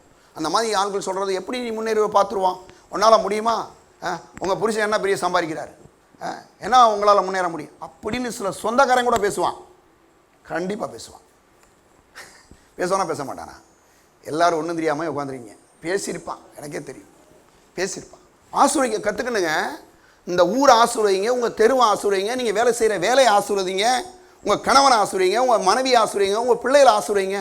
எப்போ பார்த்தாலும் ஊரை பற்றி தப்பாகவே பேசுகிறது, அந்த ஊரில் இருந்து என்ன உங்களுக்கு வந்துட போகுது? எதுவுமே வராதுங்க. ஏன்னா மனது குப்பை. இந்த ஊரை பற்றி உங்களுக்கு தப்பான எண்ணம் இருக்குது. அப்போது மனதை நல்ல எண்ணம் இருக்குன்னு சொன்னால் இந்த ஊரில் அநேகருக்கு இல்லாத வாய்ப்பை கடவுள் உங்களுக்கு திறந்து கொடுப்பார். வாய்ப்புகள் திறக்கப்படுங்க. அப்போ ஊரில் கிடையாது பிரச்சனை. யார் எங்கே பிரச்சனை? எங்கே பிரச்சனை? பிரச்சனை வந்து மனது தான் பிரச்சனை. என்னங்க பிரச்சனை? எடுங்க, ஒரு பகுதிக்கு போவோம். 2 கொரிந்தியர் 10ஆம் அதிகாரம் எடுப்போம். 10ஆம் அதிகாரம் 3லேருந்து எடுப்போம். 2 கொரிந்தியரில் 10ஆம் அதிகாரத்தில் 3ஆம் வசனத்திலிருந்து 5ஆம் வசனம் வரைக்கும் நம்ம எடுத்துக்கலாம். பாருங்கள், நான் வாசிக்கிறேன். நாங்கள் மாமிசத்தில் நடக்கிறவர்களாக இருந்தும் மாமிசத்தின்படி போர் செய்கிறவர்கள் அல்ல. நாங்கள் வந்து மாமிசத்தில் அதை வாழ்கிறோம். எங்களுடைய சரீரம்லாம் இருக்குது இல்லையா, கண்ணு காது மூக்கு எல்லாமே இருக்குது. ஆனால் இப்படிலாம் வாழ்ந்துட்டு இருக்கோம். ஏன்னா இதெல்லாம் தேவை. நம்ம வீட்டுக்கு ஆவியாக போக முடியுமா? ரசிக்கப்பட்ட நம்ம வீட்டுக்கு ஆவியில் போகணும்னா முடியாது. நம்ம வந்து சரீரம் நமக்கு கொடுக்கப்பட்டிருக்கு. அப்படி இருந்தாலும் கூட அவர் சொல்கிறார், அப்போஸ்தலனாகிய பவுல் சொல்கிறாரு, மாமிசத்தின்படி போர் செய்கிறவர்கள் அல்ல. ஏன்னா இப்படிப்பட்ட எண்ணங்கள், மாமிசத்துக்குரிய எண்ணங்கள் வந்து மனதை வந்து அட்டாக் பண்ணுது. உன்னால் முன்னேற முடியாது, நீ நல்லா இருக்க முடியாது, வீட்டுக்காரர் இவ்வளோ தான் சம்பளம் வாங்குறாரு, உங்கள் பேக்ரவுண்ட் இவ்வளோ தான் அப்படின்னு வந்து இந்த உலகமே சொல்லுது. சொந்தக்காரங்க சொல்கிறாங்க, உறவினர் சொல்கிறாங்க, நண்பர்கள் சொல்கிறாங்க, எல்லா பேரும் சொல்கிறாங்க. சில நேரங்களில் அப்பா அம்மா கூட சொல்கிறாங்க, உன்னாலலாம் முடியாதுன்ற மாதிரி சொல்கிறாங்க. அப்படின்னு நீங்கள் வச்சுக்கோங்க, சரியா? அப்படி இருக்கும்போது இந்த எண்ணங்கள் வந்து நம்முடைய மனதை வந்து தாக்குது. ஐயோ, நம்மளால் முன்னேற முடியாதோ, நல்லா இருக்க முடியாதோ, இனிமேல் நம்ம வாழ்க்கை இவ்வளோதானோ அப்படின்ற மாதிரி ஒரு எண்ணம் வந்து மனதில் வந்துட்டு போயிட்டு இருக்கு. போகுது. இப்போ நல்லா கவனிங்களே. இப்போ அவர் சொல்கிறாரு, எங்களுடைய போராயுதங்கள் மாம்சத்துக்கு ஏற்றுள்ளதாக இராமல் அரண்களை நிர்மூலமாகிறதுக்கு தேவ பலமுள்ளதாய் இருக்கிறது. என்ன சொல்கிறாரு அப்படின்னா, எங்களுடைய போராயுதங்கள் மாம்சத்துக்கு ஏற்றுள்ளதாக இராமல் அரண்களை நிர்மூலமாக்குறதுக்கு தேவ பலமுள்ளதாக இருக்கிறது. என்ன சொல்கிறாரு? அரண்கள்னா சிலருக்கு இப்படியே நினச்சி மனதே கட்டப்பட்டு போச்சு. இனிமேல் முன்னேற முடியாது, இனிமேல் நல்லா இருக்க முடியாது, நமக்கு கிடைச்ச வாழ்க்கை இவ்வளவு தான், நமக்கு புருஷன் இவ்வளோ தான் சம்பாதிக்க இருந்தாலும் முடியும், இனிமேல் இந்த பொஞ்சாதி இவ்வளோ தான், இந்த பிள்ளைகள் அவ்வளோதான், எங்கே முன்னேற போகிறோம், நமக்கு இவ்வளோ வசதி தான் இருக்குது அப்படின்ற ஒரு எண்ணத்தை பிசாசு ஒரு பெரிய கோட்டை மாதிரி கட்டி விட்றான். ஒரு செவரு மாதிரி மனதில் போட்டு விட்றான். போட்டோன்னே நீங்கள் டெவலப் ஆகி கொஞ்சம் ஏதோ ஒரு நல்ல வேலைகளை செஞ்சு ஒரு கொஞ்சம் முன்னேறலான்னு எண்ணம் வந்தால் கூட எங்கே முன்னேற முடியும்? அந்த நேரம் அது பிசாசு 2 பேரை அனுப்புகிறான். அனுப்பி எங்கே முன்னேற முடியும், நீ எல்லாம் ஒன்றும் முடியாது, நடக்காது உனக்கு அப்படின்ற மாதிரி பேசுகிறான். பேசின உடனே என்ன ஆயிடுது? உங்களுக்கு மனதில் ஒரு பெரிய பிரச்சனை வந்துடுது. இனிமேல் முடியாது, நடக்காது அப்படின்ற ஒரு எண்ணத்தை வந்து உங்களை வந்து கிரியேட் பண்ணுறதுலாம் பிசாசு வேலை பார்க்குறான். நல்ல குணிய. அப்போ இந்த எண்ணங்கள் வரும்போது இதை வந்து பண்ணுறான் பாருங்க. அப்போ பவுல் சொல்கிறாரு, அவைகளால் நாங்கள் தர்க்கங்களையும் பாருங்கள், எங்களுடைய போராயுதங்கள் பாருங்கள், 4ஆம் வசனம் சொல்கிறாரு, எங்களுடைய போராயுதங்கள் மாம்சத்துக்கு ஏற்றவர்களாக இராமல் அரண்களை நிர்மூலமாக்கத்தக்கதாக தேவ பலமுள்ளதாக இருக்கிறது. என்னது? ஒரு பெரிய அரண் மாதிரி இருக்குது. ஏன்னா கிட்டத்தட்ட பாருங்கள், நீங்கள் சின்ன வயசுல இருந்தோ அல்லது திருமணமான உடனேயோ நீங்கள் ஒரு மாதிரி ஒரு வாழ்க்கையை எதிர்பார்த்துருப்பீங்க. திடீர்னு ஒரு மாதிரி வாழ்க்கை கொஞ்சம் டிஃப்ரெண்ட்டாக போகுது, ஒரு மாதிரி கஷ்டப்படுற குடும்பமாக தெரியுது. ஐயோ இதுலேருந்து நம்மளை முன்னேற முடியுமோ முடியாதோ அப்படின்னு யோசிச்சுட்டு இருக்கிறீங்க. இதை இன்னமும் சிலர் என்ன பண்ணுறாங்க, அதை அப்படியே ஊதுறது. சிலர்லாம் பார்த்தீங்கன்னா சின்ன விஷயத்தை பெருசாக ஊதுறாலாம் இருக்காங்க, பார்த்துறீங்களா? சின்ன வியாதியாக வந்துடும், அதை பெருசாக்கி ஆளை க்ளோஸ் பண்ணுற அளவுக்குலாம் பேசுகிறாலாம் இருக்குது. அந்த மாதிரி சிலர் என்ன பண்ணுவாங்கன்னா பேசுறது, அப்படியே உங்களை வந்து அப்படி இப்படின்னு பேசிக்கிட்டே இருக்கிறது. நல்ல கவனிங்க, இப்படி பேசும்போது என்ன இருக்கா, உங்களுடைய மனது வந்து ஒரு பெரிய கோட்டமாய் கட்டப்பட்டுரும். அதுலேருந்து நீங்கள் வந்து வெளியில் வரணும்னா கூட கஷ்டப்படுவீங்க. ஆனால் இவர் சொல்கிறாரு, அப்படி ஒருவேளை அந்த அரண்களை மாதிரி ஒரு எண்ணம் இருக்குன்னு வச்சுங்க, ஒருவேளை வியாதி இருக்குது, இந்த வியாதியிலேருந்து உங்களால் சுகமே முடியாதுன்னு ஒரு எண்ணத்தை பிசாசு கொண்டு வரலாம். அப்போ என்ன பண்ணணும், அதுக்கு அவர் சொல்கிறாரு பாருங்க, எங்களுடைய போராயுதங்கள் மாம்சத்துக்கு ஏற்றவளாக இராமல் அரண்களை நிர்மூலமாக்குறதற்கு தேவ பலம் உள்ளதாக இருக்கிறது. என்ன சொல்கிறாரு, நீ முடியாதுன்னு சொல்கிற, சொந்தக்காரனோ அவனு சொல்கிறான், அது முடியாது, உன்னால் முடியாது, உங்கள் வீட்டுக்காரால் எவ்வளோ சம்பாதிக்க முடியும், உங்கள் மனைவியால் எவ்வளோ தான் முடியும், பேக்ரவுண்ட் இவ்வளோ தான், இதால் முடியாதுன்னு சொல்லிட்டு இருக்கான். உலக மக்களுடைய நிலைமை அப்படி தான் பேசிட்டு இருக்கு, உங்களுடைய மனதில் அப்படி போயிட்டு இருக்குது. இப்படி போகும்போது நீங்கள் என்ன பண்ணுறீங்க, என்ன அங்கே சொல்கிறாரு, எங்களுடைய போராயுதங்கள் மாம்சத்துக்கு ஏற்றவளாக இராமல் அரண்களை நிர்மூலமாக்குறதுக்கு தேவ பலமுள்ளதாய் இருக்கிறது. அவைகளால் நாங்கள் தர்க்கங்களையும் தேவனை அறிகிற அறிவுக்கு விரோதமாக எழும்புகிற எல்லா மேட்டிமையை நிர்மூலமாக்கி எந்த எண்ணத்தையும் கிறிஸ்துக்குள்ளாக கீழ்ப்படிய சிறைப்படுத்துவர்களாக இருக்கிறோம் அப்படின்றாரு. என்ன சொல்கிறாரு, இப்போ இந்த மாதிரி எண்ணங்களை என்னதான் செய்கிறது? இப்படி ஒரு எண்ணம் இருக்குது நமக்குள்ள, இனிமேல் முன்னேற முடியாதுங்க, நடக்காதுங்க, இந்த ஊர் பிரச்சனை, தொழில் பிரச்சனை, ஒன்றும் இல்லை, எங்கள் குடும்ப பேக்ரவுண்டு இவ்வளோ தான், முடியாது அப்படின்னு ஒரு மாதிரி எண்ணத்தை உங்கள் மனதுக்குள்ளே போட்டுருக்கான் பிசாசு. இப்போ நீங்கள் இதை என்ன பண்ணணும்? அவர் சொல்கிறார், பவுல் சொல்கிறாரு, அவைகளால் நாங்கள் தர்க்கங்களையும், மனதுக்குள்ளே ஒரே போராட்டம் நடக்குது. என்னையா ஞாயிற்றுக்கிழமை போனால் அவரை ஆசிரியப்பேன்னு சொல்லிட்டு இருக்கேன்னு சொல்கிறாரு, இந்த ஆளுக சொந்தக்காரன் அவனு பண்ணி சொல்கிறான், ஒன்றும் நடக்காதுன்றான். இப்போ இந்த ரெண்டு எண்ணமும் உங்கள் மனதை போட்டு டார்ச்சர் கொடுக்குது. அவர் தான் அதை தான் சொல்கிறாரு. என்ன சொல்கிறாரு, அவைகளால் நாங்கள் தர்க்கங்களையும், தர்க்கம் எங்கே நடக்குது, நான் சொன்ன புரிஞ்சுக்கிட்டீங்களா? எங்கே நடக்குது? தர்க்கம் வந்து உங்கள் மனதுக்குள்ளே நடக்குது. நல்ல கவனமாக அந்த சப்ஜெக்டை கவனிக்கணும். மனதுக்குள்ளே தர்க்கம் நடக்குது, இது இனிமேல் நடக்காது, இது முடியாது, இது இனிமேல் செய்ய முடியாது, இனிமேல் நம்ம வாழ்க்கை இவ்வளோ தான், இனிமேல் முன்னேற முடியாது என்ற ஒரு தர்க்கம். இது வந்து இப்படி சொல்கிறான் ஒரு பக்கம். கர்த்தர் சொல்கிறாரு, என் தேவன் தம்முடைய மகிமையின் ஐஸ்வரியத்தின்படி கிறிஸ்துவுக்குள் குறையலாம் நிறைவாக்குற. இவர் சொல்கிறாரு, இப்போ இந்த ரெண்டு எண்ணமும் ஒன்னோட ஒன்று மோதிக்கிட்டு இருக்கு. இப்போ ஒரு தர்க்கம் நடக்குது. இப்போ எது நடக்கணும் நம்ம வாழ்க்கையில்? கர்த்தர் சொல்கிறதா நடக்கணும், கர்த்தர் சொல்கிறதா நடக்கணும். அப்போ நடக்கணும்னா நம்ம இப்போ என்ன பண்ணணும் அப்படின்னா, அவர் சொல்கிறாரு, அவைகளால் நாங்கள் தர்க்கங்களையும் தேவனை அறிகிற அறிவுக்கு விரோதமாய், தேவனை அறிகிற அறிவுக்கு விரோதமாய், தேவனை நீங்கள் அறிஞ்சுக்கிட்டீங்கன்னா அவர் எப்படிப்பட்டாலா இருக்காரு, அவர் எந்த சூழ்நிலையும் உன்னை நான் ஆசீர்வதிப்பேன்றாரு, உன்னை நீ எவ்வளோ கீழே இருந்தாலும் உன்னை உயர்த்தி கொண்டு வந்துடுவேன்றாரு இல்லையா? அப்படி அவர் பேசுகிறாரு. ஆனால் மனுஷனும் சூழ்நிலைகளும் பிசாசும் பேசுகிறான், இது நடக்காது, இது முடியாது, உன்னால் இது நடக்காதுன்னு பேசுகிறான். அப்போ இதுக்கு என்னங்க ஆன்சரு அப்படின்னு அவர் சொல்கிறாரு, அவைகளால் நாங்கள் தர்க்கங்களையும் தேவனை அறிகிற அறிவுக்கு விரோதமாக எழும்புகிற எல்லா மேட்டிமையையும் சொல்லுது. அது டாமினேட் பண்ணுது. அது என்ன டாமினேட் பண்ணுதுன்னா, சொல்லுது இதெல்லாம் நடக்காதுங்க, இதெல்லாம் முடியாதுங்க, நீ முன்னேற முடியாது. ஒரு இடம் வாங்க சொன்னால் இடமா வாங்க முடியும், எங்கே நம்ம கையில் காசு இருக்கு? ஒரு வீடாக கட்ட முடியும், முடியவே முடியாது. ஒரு எல்லாரும் வர்றாங்க,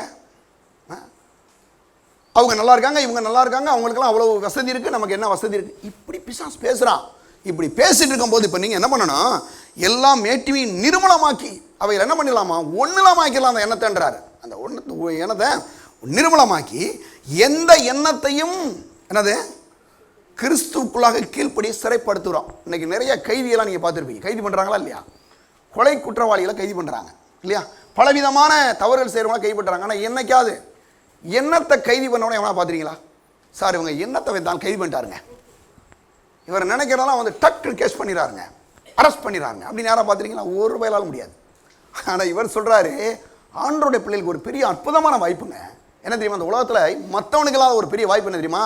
இந்த எண்ணங்களை நம்மளால் கைது பண்ண முடியுன்றாரு. சிறைப்படுத்துறவர்களாயும் இருக்கிறோம், கைது பண்ண அரெஸ்ட் பண்ணக்கூடிய அதிகாரம் உங்களுக்கு இருக்குன்றாரு. எப்படி முடியும் அப்படின்னா பாருங்க, சொல்கிறாரு, எந்த எண்ணத்தையும் கிறிஸ்துவுக்குள் கீழ்ப்படிய சிறைப்படுத்துகிறோம். அந்த மாதிரி என்ன வரும்போது சொல்லணுமா? எப்படி சொல்லணுமா? வாயை திறந்து சொல்லணும். நீங்கள் ஒன்றும் இல்லை அப்படின்னு சொல்லும்போது உங்கள் வீட்டுக்கார சரி வேலைக்கு போய் அவர் சொல்லுங்கள், நீங்கள் சொல்லணும், அவர் இந்நாளில் உண்டாயிருக்கிறது போல ஐஸ்வர்யத்தை சம்பாதிக்கிறதுக்கான பலனை என்னுடைய கணவருக்கு கொடுப்பார், அந்த வாய்ப்புகள் திறக்கப்படும், என் பிள்ளைகளை நல்ல போஷிக்கும்படி, அவள் நல்லறியில் வளர்க்கும்படி தேவன் எனக்கு உதவி செய்வார் அப்படின்னு வேதம் சொல்லுதுங்க. வேதம் சொல்லுது. அப்போ என்ன பண்ணணும்? பிசாசு சொல்லுது, உங்கள் வீட்டுக்காரர் இப்படி இருக்காரு, நீ இப்படி இருக்கிற, இந்த ஊர் இப்படி இருக்குது, உன் பேக்ரவுண்ட் இப்படி இருக்குது, உன்னால் முன்னேற முடியாது இப்படின்னு சொல்லி இந்த உலகம் சொல்லுது. மனுஷனுடைய எண்ணெல்லாம் அப்படி சொல்லிட்டு பிசாசு வேற சேர்ந்துன்னு சொல்லுது முடியாதுன்னு. இப்போ நம்ம என்ன பண்ணுறோம்? அதை கைதி பண்ணுறோம். என்ன கைதி பண்ணுறோம்? பிசாசை இயேசுவின் நாமத்தில் இப்படிப்பட்ட உன் அசுத்த எண்ணத்தை, உன் கெட்ட எண்ணத்தை தூக்கிட்டு போ. நான் என் கர்த்தர் சொல்லியிருக்காரு, என் தேவன் தம்முடைய மகிமையின் ஐஸ்வரியத்தின்படி கிறிஸ்து இயேசுக்குள் என் குறையெல்லாம் நிறைவாக்குவார். எப்படி நிறைவாக்குவார்னு பேசுவோம். அப்போ இப்படி பேசணும் பாருங்க. செழிப்புக்கு விரோதமாக அந்த மாதிரி எண்ணங்கள் வருங்க. நீங்கள் செய்கிற ஒரு தொழில் இருக்கும், ஒரு வியாபாரம் இருக்கும், இல்லை ஏதோ உங்களுடைய குடும்பத்தில் ஏதோ சில காரியங்கள் நீங்கள் செய்யணும் ஒரு பிளான் பண்ணியிருப்பீங்க. உடனே பிசாசு சொல்லும், இதெல்லாம் நடக்குமா, முடியுமா? சர்ச்சைக்கு கட்டிட்டு இருந்தேன் பாருங்க. இந்த சர்ச்சை இது வரைக்கும் வந்துருச்சு. ஒருத்தர் சொல்கிறார், பாஸ்டர் கொஞ்சம் பெருசாக கட்டிட்டாரு. இந்த தெருவுலேயே ஒரு சில ஆளுங்க என்னை பார்த்து, இது பாதியிலே நின்று போயிடும். எப்படி பாருங்க, அந்த ஆளுங்களுக்கு இது பாதியிலே நிற்கிற அவ்வளோ சந்தோஷம். பிசாசு அப்படி தான் பேசும். நீங்கள் இவனையும் பிசாசு விட்டு வைக்க வைக்காது. இவ்வளோ வரைக்கும் வந்துருச்சுங்க, வந்துருச்சு சொல்கிறாரு, இது வரைக்கும் வந்துருச்சு, அதெல்லாம் அவரெல்லாம் கட்ட முடியாது. கட்டி அழகாக போட்டு இப்போ ஏசியில் உட்காந்துருக்க எல்லா பேரும் வாயை புத்திட்டு உட்காந்துருக்கான். ஏயா அப்படின்னா சூழ்நிலையில் என்னத்தை அப்படி மாற்ற முடியும். எனக்கு தெரியும், ஒரு கடவுள் ஒரு திட்டத்தை கொடுத்தாருன்னா அந்த திட்டத்தை நிறைவேற்றக்கூடிய அளவுக்கு எல்லா விதமான ஆசீர்வாதத்தையும் தேவனை கொண்டு வைத்திருக்கிறார். நான் சொல்கிறேங்க, கடவுள் இன்றைக்கி உங்களுக்கு ஒரு திட்டம் கொடுக்குறாரு, ஒரு சில காரியங்களை செய்ய போகிறீங்கன்னா அதுக்கான ஒரு அந்த எல்லா விதமான காரியங்களையும் தேவன் உங்களுக்குள்ளே வைத்திருக்கிறார். மறந்துடக்கூடாது. 1000 பேர் சொல்லுவான், அது நடக்குமா, இது நடக்குமா, அது நடக்காது, அப்படி இப்படின்லாம் சொல்லுவான். எதை பற்றியும் கவலைப்படாங்க, கர்த்தர் சொல்லியிருக்கிறார், அதை என் வாழ்க்கையில் நடக்கும். அதுதான் பாருங்க வசனம் சொல்லுது. அப்போ அவர் சொல்கிறார் பாருங்க, என்ன பண்ணுறோமா, கீழ்ப்படியை சிறைப்படுத்துவதாக இருக்கணும். என்ன பண்ணணும்? கைது பண்ணணுமா. அவர் சொல்கிறாரு, எப்படி கைது பண்ணணுமா? அவன் சொல்கிறான், உனக்கு இதெல்லாம் நடக்காது, உனக்கு பணம் வராது, உங்கள் வீட்டுக்காரருக்கு சம்பளம் இவ்வளோ தான் இருக்குது, உன் குடும்ப நிலைமை இவ்வளவு தான், உன் பிள்ளைகளை நல்லா உன்னால் முன்னேற்ற முடியாது, இப்படி அவன் சொல்கிறான். நம்ம சொல்கிறோம், கர்த்தருடைய வசனம் சொல்லுது, என்ன சொல்லுது? இந்நாளில் உண்டாயிருக்கிற போல் ஐஸ்வரியத்தை சம்பாதிக்கிறதுக்கான பலனை கொடுக்கிறவர் என் தேவன் தம்முடைய மகிமையின் ஐஸ்வரியத்தின்படி கிறிஸ்து இயேசுக்குள் என் குறையெல்லாம் நிறைவாக்குவார். இந்த ஊர் எந்த மனுஷனுக்கு அது ஆசீர்வாதமாக இருக்கல, எனக்கு கண்டிப்பாக ஆசீர்வாதமாக இருக்குது அப்படின்னு பேசுங்க. இந்த ஊரை குறித்து நல்லா பேசுங்க. நீங்கள் செய்கிற தொழிலை குறித்து பேசுங்க. நீங்கள் வேலைக்கு போயிட்டு இருக்கும்போது 4 சபிக்கக்கூடாது. அங்கே இருக்கிறவன் பூரா மோசமாக இருக்கான் பாஸ்டர், அவன் அப்படி இருக்கா, அவள் அப்படி இருக்கா, அவள் அப்படி இருக்கா, பஞ்சாயத்து பண்ணிட்டு இருக்கா. நான் சொல்கிறேன், நம்ம ஆட்களை நீ என்ன பண்ணுங்க, ஜெபம் போங்க. அந்த அம்மாவோட பேரை சொல்லி ஜெபம் பண்ணுங்க. இயேசு நாமத்தில் அந்த அம்மாவை ஆசீர்வதிக்கிறேன் அப்படின்னு சொல்லுங்கள். ஏன் உங்களுக்கு பிரச்சனை கூட அந்த மனுஷன் பேரை சொல்லி இயேசு நாமத்தில் அந்த மனுஷனை ஆசீர்வதிக்கிறேன்னு சொல்லுங்கள். சொல்லி பாருங்கள், உங்களோட கூட அப்படியே சரண்டர் ஆயிடுவான். அவ்வளோ பெரிய விஷயம் இருக்குங்க. அது அவங்க கூட அப்படியே ஒத்து போயிட்டுருவான் பாருங்க. ஏன்னா நீங்கள் ஜெபம் பண்ணும் போது அந்த மனுஷனுடைய இருதயத்தை கடவுள் அப்படி மாற்றிடுவாருங்க. வேதம் சொல்லுது, என்ன பண்ணுறாரா, அதாவது ராஜாக்களுடைய இருதயங்கள் யாருடைய கரத்தில் இருக்கான்? கர்த்தருடைய கரத்தில் இருக்கான். அவர் தமது சித்தத்தின்படியே திருப்பிடுறாராம். அப்போ எவ்வளோ பெரிய அதிகாரியாக இருக்கட்டுமே, கடவுள் அவருடைய சித்தத்தின்படி திருப்பிடுவார். சரியா? அப்போ நான் சொல்கிறேன், அந்த அந்த அந்த காரியங்களை தேவன் செய்வார். அப்போ இப்படிப்பட்ட எண்ணங்களை முதல்ல எண்ணத்தை மாற்றணும்.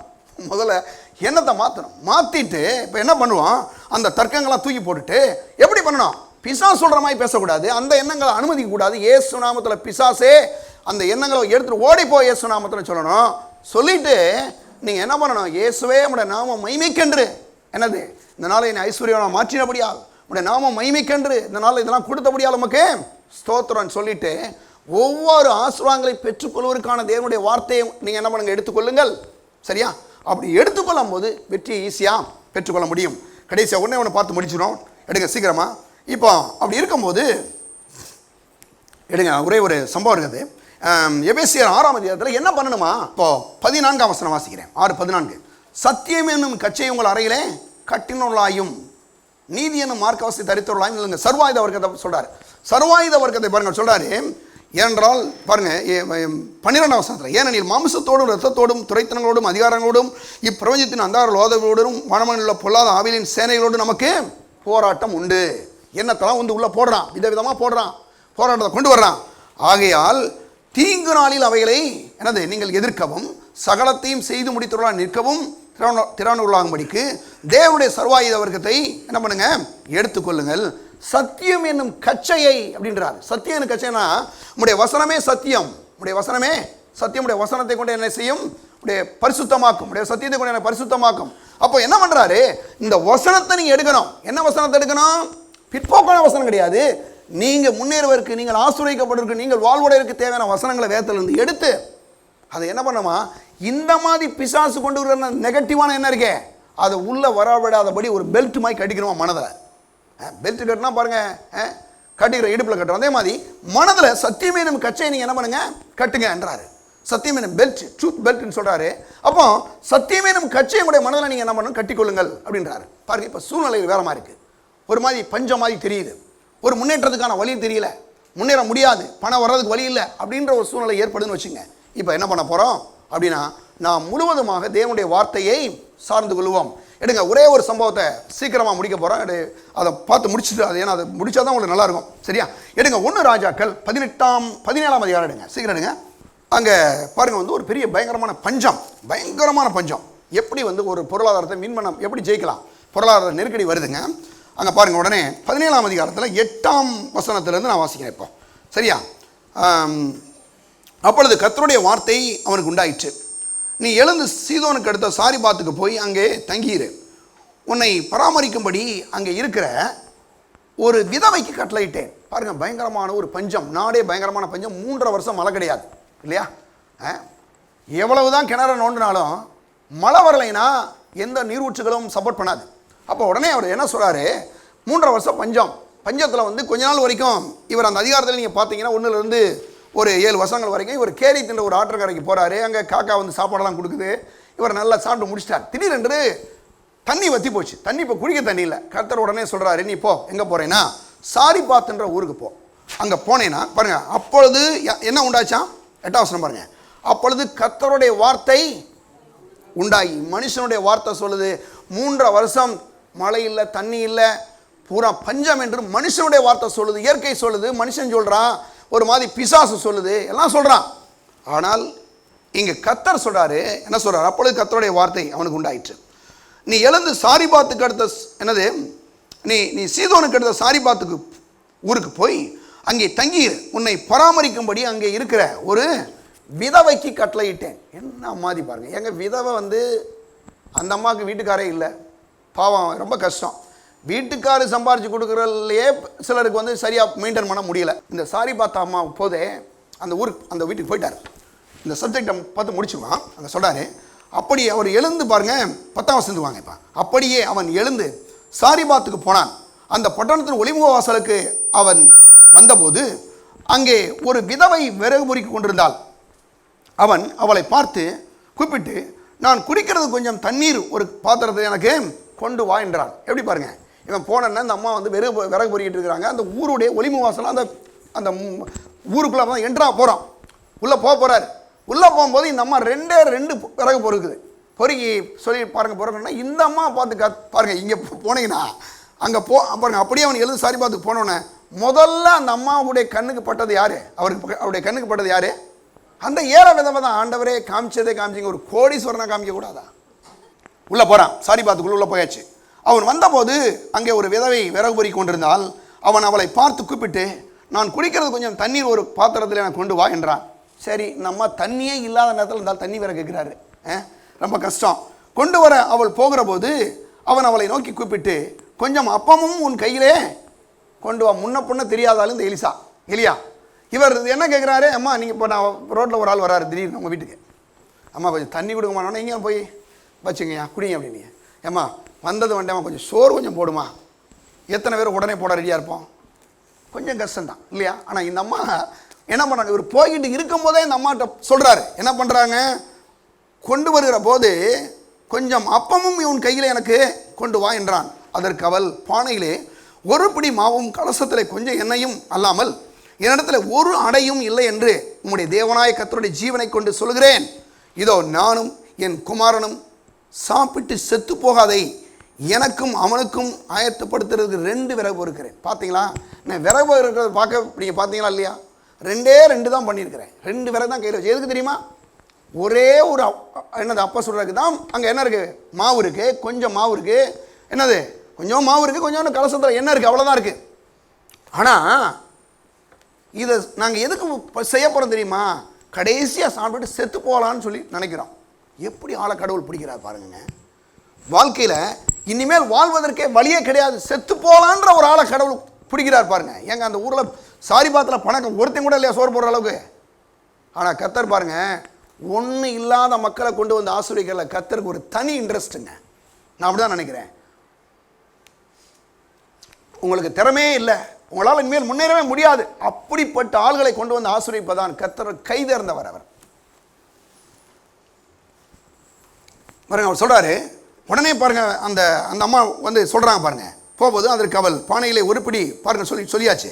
அப்போ பாருங்க அடுத்து 13ஆம் வசனத்தில், அப்பொழுது எலியா அவளை பார்த்து பயப்படாதே சொல்றான், பயப்படாத நீ. அப்பொழுது எலியா அவளை பார்த்து பயப்படாதே, நீ போய் உன் வார்த்தையின்படியே ஆயத்தப்படுத்து, ஆனாலும் முதலிலே அதை எனக்கு ஒரு சிறிய அடையை பண்ணி என்னிடத்துல கொண்டு வா, பின்பு உனக்கும் உன் குமாரனுக்கும் பண்ணலாம். அங்கே இருக்கிறதே கொஞ்சம் மாவு, கலசத்தில் கொஞ்சம் எண்ணெய். எங்கே பண்ணுறது? இருக்கிறதே ஒன்று தான் பண்ண முடியும், ஒரு சப்பாத்தி தான் போட முடியும். அதையும் யார் கேட்குறது? நான் வந்து இப்போ உங்கள்கிட்ட கேட்குறேன், வீட்டிலே ஒரே ஒரு சப்பாத்தி இருக்குது. ஒரு பாஸ்டர் சொல்கிறாரு, நாளைக்கே ஹெட் நியூஸில் வருமா, ஒரு மனசாட்சியற்ற ஒரு போதகர், அங்கே இருந்ததே ஒரே ஒரு தோசை, அந்த ஒரு தோசை எனக்கே கொடுக்குன்னு சொல்லி கேட்குறாரு அப்படின்னு ஒரு ஹெட்லைனில் போட்டுருவாங்களா? இப்படி எழுதுறாரு பாருங்க. இப்படி ஒரு நிலைமை ஏற்படுது. ஆனால் இவர் என்ன சொல்கிறாரு, உன் கையில் கொஞ்சம் தானே இருக்கு, அந்த கொஞ்சத்தை கொடுத்துட்டு நீ சாக தானே போகிறேன்னு சொல்கிற, அதை கொஞ்சத்தை நீ என்ன பண்ணி என்கிட்ட கொடுத்துட்டு நீ பிழைச்சிடலான்றாரு. என்கிட்ட கொடுத்துட்டு நீ என்ன செய்ய பிழைச்சிடலாம். அவர் சொல்கிறாரு அந்த அந்த அந்த இதில் சொல்லும், அப்பொழுது எலியா அவளை பார்த்து பயப்படாதே, நீ போய் உன் வார்த்தையின்படி ஆயத்தப்படுத்து, ஆனாலும் முதலிலே அதை எனக்கு ஒரு சிறிய அடையை பண்ணி என் இடத்துல என்ன செய்ய கொண்டு வா, முதல்ல என்கிட்ட கொடு. இந்த அம்மா சொல்லியிருக்கலாம், ஐயோ என்னையா ஊழியக்காரன், நீ எல்லாம் ஒரு மனசாட்சி இல்லாத மனுஷையா, அங்கே ஒரு சின்ன பையன் நிற்கிறான், அவனை கூட உனக்கு பார்த்தா இறக்கவில்லையா, அவனுக்கு கொடுக்குற விட்டு எனக்கு கேட்குறியா, எனக்கு என்ன கேட்குறியா அப்படின்னு சண்டைக்கு போயிருக்கலாம். ஆனால் அந்த அம்மா என்ன பண்ணிருச்சு தெரியுமா உங்களுக்கு? பாருங்களேன், அதில் ஒரு சிறிய அடையை பண்ணி என் இடத்துல கொண்டு வா, பின்பு உனக்கும் உன் குமாரனுக்கும் பண்ணலாம். என்ன சொல்கிறான் பாயிண்ட்டு, நீ இதை கொண்டு வந்து கொடுத்துரு, அதுக்கு பிறகு என்ன பண்ண போகிறேன், உனக்கும் உன் குமாரனுக்கு நீ பண்ணிடலாம், நான் அதுக்கு கேரண்டி கொடுக்குறேன்ன்றாரு. எப்படி பேசுவாங்க கர்த்தர்? இப்படி தாங்க பேசுவார். இனிமேல் முன்னேறதுக்கு வாய்ப்பே இல்லை. மனுஷன் சொல்கிறான், சொந்தக்காரன் தான் சொல்கிறான், அவன் எல்லா பேரும் சொல்கிறான். ஆனால் கர்த்தர் சொல்கிறாரு, உனக்கும் உன் குமாரனுக்கும் பண்ணலாம், உன்னால் அந்த உலகத்தில் வெற்றியாக வாழ முடியும், நான் சொல்கிறேன், உன்னை வாழ வைக்கிறேன் பார் அப்படின்றாரு. பாருங்க, அப்படி சொல்கிறார் பாருங்க. சொல்லும்போது பாருங்க, அதில் பாருங்க, ஒரு சிறிய அடையை பண்ணி என் இடத்துல கொண்டு வா, பின்பு உனக்கும் உன் குமாரனுக்கு பண்ணலாம். கர்த்தர் தேசத்திலே மலையை கட்டளையிடும் நாள் மட்டும், அடுத்த கொடுக்குறாமா பாருங்க, எப்படி பாருங்க கர்த்தரை கூட பேசுகிற பாருங்க. கர்த்தர் தேசத்து மேலே மலையை கட்டளையிடும் நாள் மட்டும் பானையிலே மா செலவழிந்து போவதும் இல்லை, கலசத்தில் எண்ணெய் குறைந்து போவதும் இல்லை என்று இஸ்ரவேலின் தேவனாய கர்த்தர் சொல்லுகிறார் என்றான். சொல்லிட்டான் பாருங்க, அடிச்சிட்டான், ஒரே அடி தான். என்ன சொல்கிறான், ஊரெல்லாம் பஞ்சம் உண்மைதான், 3 வருஷம் நீ அடுத்து பஞ்சம் இருக்க போகுது, ராஜா கூட பட்னியாக இருக்கலாம், ஆனால் நீ பட்னியாக இருக்க முடியாது. ஏன்னா அவர் என்ன சொல்றாரு, பாருங்க, கர்த்தர் தேசத்திலே மலையை கட்டளையிடும் நாள் மட்டும் பானையிலே மா செலவழிந்து போவதும் இல்லை, கலசத்தில் எண்ணெய் குறைந்து போவதும் இல்லை என்று இஸ்ரவேலின் தேவனாய கர்த்தர் சொல்கிறார். சொன்னது யார் தெரியுமா? யாருங்க சொன்னது? மனுஷன் சொல்றதை நீ அநேகர் நம்பிட்டு இருக்கிறோம். இதுதான் ஒரு பெரிய தர்க்கம் மனதில். இவன் நீ அப்படி போயிடுவான், நீ இப்படி போயிடுவான்னு சொந்த காரணம் அவனை இவனு சொல்லிட்டு இருக்கிறான், இதெல்லாம் வந்து நம்புறான். ஆனால் கர்த்தர் சொல்றாரு, இந்த பஞ்ச நாட்கள் முடிகிற வரைக்கும் என்ன செய்ய போறாரு, தேசத்திலும் பாருங்க சொல்றாங்க, கர்த்தர் தேசத்திலே மலையை கட்டளையிடும் நாள் மட்டும் பானையிலே மா செலவழிந்து போவதில்லை, கலசத்தில் எண்ணெய் குறைந்து போவதில்லை என்று இஸ்ரவேலின் தேவனாய கர்த்தர் சொல்கிறார். இஸ்ரவேலின் தேவனாய கர்த்தர்னா, ஏற்கனவே இஸ்ரவேல் அப்படி தான் போனான், ஒரு கோலும் கையுமாய் ஒரு வெற்றாளா போனான். அவனை 2 பரிவாரம் கூட கர்த்தர் கொண்டு வந்தாரு. ஏன் இந்த வார்த்தை அவர் யூஸ் பண்றாரு, இஸ்ரவேலாகிய யாக்கோபவே நான் ஆசீர்வதிக்க முடியும்னா ஒன்றும் இல்லாமல் போனால் பாருங்க, அப்படி முடியும்னு சொன்னால் ஒன்றே என்ன பண்ண முடியும், என்னால் என்ன பண்ண முடியும், ஆசீர்வதிக்க முடியும். ஆனால் இந்த அம்மா ஒரு பிரஜாதி அம்மா, இந்த அம்மா இஸ்ரவேல் அம்மா கிடையாது. அப்போ அங்கே சொல்கிறான் பாருங்க, சொல்லும்போது இன்று இஸ்ரவேலின் தேவனாய கர்த்தர் சொல்கிறான்றான், அவள் போய் எலியாவின் சொற்படியை செய்தால். என்ன செய்யுங்க, யார் சொல்லணும், எலியாவின் சொற்படியை செய்தால். ஏன்னா எலியா கூட யார் இருக்கா தெரியுமா, கர்த்தர் இருக்காருங்க. இவன் தான் மலையை நிப்பாட்டி இருக்கான், நிப்பாட்டின ஆளே இவன் தான், இவன் மூலம் கர்த்தர் நிப்பாட்டினாரு. இப்போ அடுத்து இவன் தான் மலையும் கொண்டு வரணும். இந்த 3 வருஷத்தில் இப்போ இவன் சொல்கிறான், மலையை நிப்பாட்டின விஷயம் வந்து இந்த அம்மாவுக்கு தெரியாது. அந்த அம்மா சண்டைக்கே வந்திருக்கீங்க, ஏன் அப்படி நிப்பாட்டிட்டு என்ன இப்படி பண்ணிட்டு இருக்கு அப்படின்ற மாதிரி சொல்லியிருந்திருக்கோம். அதை சொல்லலை, ரொம்ப ஓரமான எலியா இல்லையா? பாருங்க, அவர் எலிசாவின் பாருங்க, அவள் போய் எலியாவின் சொற்படியை செய்தால் அவளும் இவனும் அவள் வீட்டாரும் அநேக நாள் சாப்பிட்டார்கள். எப்படி பாருங்க, அங்கே சொல்கிறாரு, கர்த்தர் எலிசாவை கொண்டு சொன்ன வார்த்தையின்படியே பானையிலே மா செலவழிந்து போவதும் இல்லை, என்னது கலசத்தில் எண்ணெய் குறைந்து போவதும் இல்லை. எப்படி பாருங்க அப்படின்னா, சொந்தக்காரன் வாய்கிலேயே பேசுகிறான். அந்த அம்மாலாம் பாருங்கள், இன்றைக்கி நிறையா வீடுகளில் வீட்டுக்காரர்களான அவன் பேசுகிற பேச்சு, சிலருக்கு கணவர் இல்லைன்னா அவன் சொந்தக்காரன் பேசுகிற பேச்சு நோக்கத்துக்கு பேசுவான். இன்னும் சில வீடுகளில் வந்து வீட்டில் சம்பாத்தியங்கள் இல்லாத யாராவது கொஞ்சம் கம்மியாக சம்பாதிக்கிறாருன்னா உன் புருஷன் இப்படி தான். இங்கே கர்த்தர் சொல்கிறார், இவன் ஆசீர்வதிச்சனால என்ன பண்ணா தெரியுமா, மற்ற சொந்தக்காரன் போகிறப்ப இவன் கூட வந்து ஒட்டிக்கிட்டான். யார் கூட அந்த வசனம் என்ன சொல்லுதுன்னு பார்த்தீங்களா, கவனிச்சிங்களா? அவள் போய் எலியாவின் சொற்படியை செய்தால் அவளும் இவனும் என்னது அவள் வீட்டாரும் அநேக நாள் சாப்பிட்டார்கள். தேசத்தில் மழை வர்ற வரைக்குங்க சொந்தக்காரங்க பூரா வந்து இந்த வித வீட்டில் வந்து தங்கிட்டான், கூடாரம் போட்டான். எப்படி ஆச்சரியம் பார்த்தீங்களா? ஏன்னா இங்கே தான் மாவு இருக்குது, இங்கே எடுக்க மாவு வருது, இங்கே ஊற்ற என்ன வருதுங்க, என்ன வருது. நான் சொல்கிறேன், இதை யாராவது உலகத்தில் நம்ப முடியுமா? முடியாது. ஆனால் நான் சொல்கிறேங்க, கர்த்தரால் இதை செய்ய முடியும். அப்போ கர்த்தர் சொல்லும் போது உலக மனுஷன் சொல்கிறான், அவன் சொந்தக்காரன் சொல்கிறான், இவன் சொல்கிறான், இதெல்லாம் தூக்கி போட்டுட்டு கர்த்தர் என்ன சொல்கிறாரோ அதை எடுத்து உங்களுடைய மனதில் வையுங்கள். இன்னைக்கு இந்த காலவேளையோட நான் உங்களுக்கு சொல்கிறேன், உங்களுடைய பொருளாதார தேவை உங்களுக்கு இருக்குதா, ஒரு சில பிரச்சனை இருக்குதா, இதை இன்னைக்கு எடுத்துகிட்டு போங்க, வீட்டில் எடுத்துகிட்டு போய் திரும்ப ஒரு தடவை வாசிங்க. சொல்லுங்கள், இந்த மாதிரி ஆண்டவரே என் வாழ்க்கையில் செய்தருளும் ஆண்டவரே, என் பொருளாதாரத்தில் ஒரு பெரிய மாற்றங்கள் உண்டாகட்டும். உலகம் சொல்லலாம், சொந்தக்காரன் சொல்லலாம், பெற்றோர்கள் சொல்லலாம், யாரோ சொல்லலாம், அன்னைக்கு நம்பி சொன்னேன்ல, நீ அங்கே போகாதன்னு சொன்னேன்ல, போனீங்களே நீ மாட்டிக்கிட்டியா அப்படின்னு சொல்லலாம், எழும்பலாம். ஆனால் நான் சொல்கிறேங்க, கர்த்தர் சொல்லியிருக்கிறார், கர்த்தர் சொன்னதை செய்யும் அளவு அவர் கைவிடவே மாட்டார், அவர் நிறைவேற்றி ஆவாருங்க. ஏன்னா இவர் சாதாரண ஆள் கிடையாது. நான் உங்களுக்கு சேலஞ்சாக சொல்கிறேன், பெரம்பலூருக்கு வரும்போது நான் வெறும் 180 ரூபா தான் வச்சுருந்தேன். நான் இதெல்லாம் ஊழியம் பண்ணால் எவ்வளோ ரூபா கொண்டு வரணும், வெறும் 150 ரூபாங்க. காமராஜர் ரோடில் தான் இப்போ ஃபஸ்ட்டு இறங்குறேன். 150 ரூபா வச்சுட்டு சொன்னேன், இயேசுவின் நாமத்தில் பெரம்பலூர் ஆசீர்வதிக்கிறேன், நான் இந்த ஊரில் இறங்கினாலும் அந்த ஊர் ஆசீர்வதிக்கப்படும், அப்படியே சொன்னேன். நான் 150 ரூபாய் வச்சு ஒரு ஊழியத்தை நல்லா செய்ய முடியும், யாரும் உங்களால் நம்ப முடியுமா? முடியாங்க.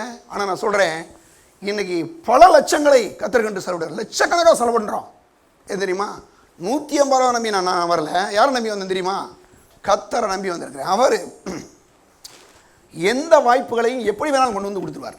அதனால் நான் சொல்கிறேன், தேவனுடைய பிள்ளை, இன்னைக்கு இப்படிப்பட்ட செழிப்புக்குரமான தர்க்கங்களையும் அப்படிப்பட்ட எண்ணங்களை மாற்றிட்டு நீங்கள் சொல்லணும், என் தேவன் தம்முடைய மகிமையின் ஐஸ்வர்யத்தின்படி கிறிஸ்து இயேசுக்குள் குறையலாம் நிறைவாக்குவார், அந்த ஏழை விதவையை ஆசீர்வதிக்க முடியும் என்றால், நான் சொல்கிறேன், இந்த ஊரில் அப்படி என்னை ஆசீர்வதிக்க முடியும். அப்படிப்பட்ட மாவு உருவாக்கக்கூடிய அப்படிப்பட்ட பானைகளை திறக்கடைய தேவன், எண்ணெய் கலசத்தில் எண்ணெய் குறையாதபடி பார்க்குற தேவன் இருக்கிறார். அவர் நிச்சயமாக என்னை ஆசீர்வதிப்பார். இப்படி யோசித்து பாருங்க, பேசி பாருங்க. வேலைக்கு போகாத வீட்டுக்காரர் சூப்பராக வேலைக்கு போயிடுவாரு, வராத வியாபாரங்கள் வர ஆரம்பிக்கும். எந்த ரீதியில் பணம் வரவங்களால் சொல்ல முடியாங்க, அந்த மாதிரி கர்த்தர் உங்களை ஆசீர்வதிப்பார். நடக்கும். எத்தனை பேர் நம்புறீங்க? நீங்கள் நிச்சயமாக நடக்கும். உங்கள் மூலமாக இதில் நடக்கிறத நானும் பார்க்க போகிறேன், நீங்களே பார்ப்பீங்க. சரியா? கர்த்தர் உங்களை ஆசீர்வதிப்பார். எல்லாரும் எழுதி நிற்போம். பரலோக பிதாவே, நம்மை துதிக்கிறோம். உடைய விலையேற பெற்ற ரத்தத்தை மீண்டுமாய் உடைய ஜனங்கள் மேலே தெளிக்கிறோம். உடைய பிள்ளைகள் ஒவ்வொருவரையும் ஆசீர்வதிப்பீராக ஆண்டவரே. நல்ல தேவன், இந்த நாளில் கூட எப்படி முன்னேறுவேன், எதை பயிர்வன் சொல்லி 1000 விதமான தாழ்ந்த எண்ணங்கள் இருக்கும் பொழுது நீர் சொல்லியிருக்கிற ஆண்டவரே, நான் உன்னை விட்டு விடுவதும் இல்லை, உன்னை கைவிடுவதும் இல்லைன்னு சொன்னீரே. இந்த நாளில் நம்முடைய பிள்ளைகள் ஒவ்வொருடைய தேவையை சந்திப்பீராக.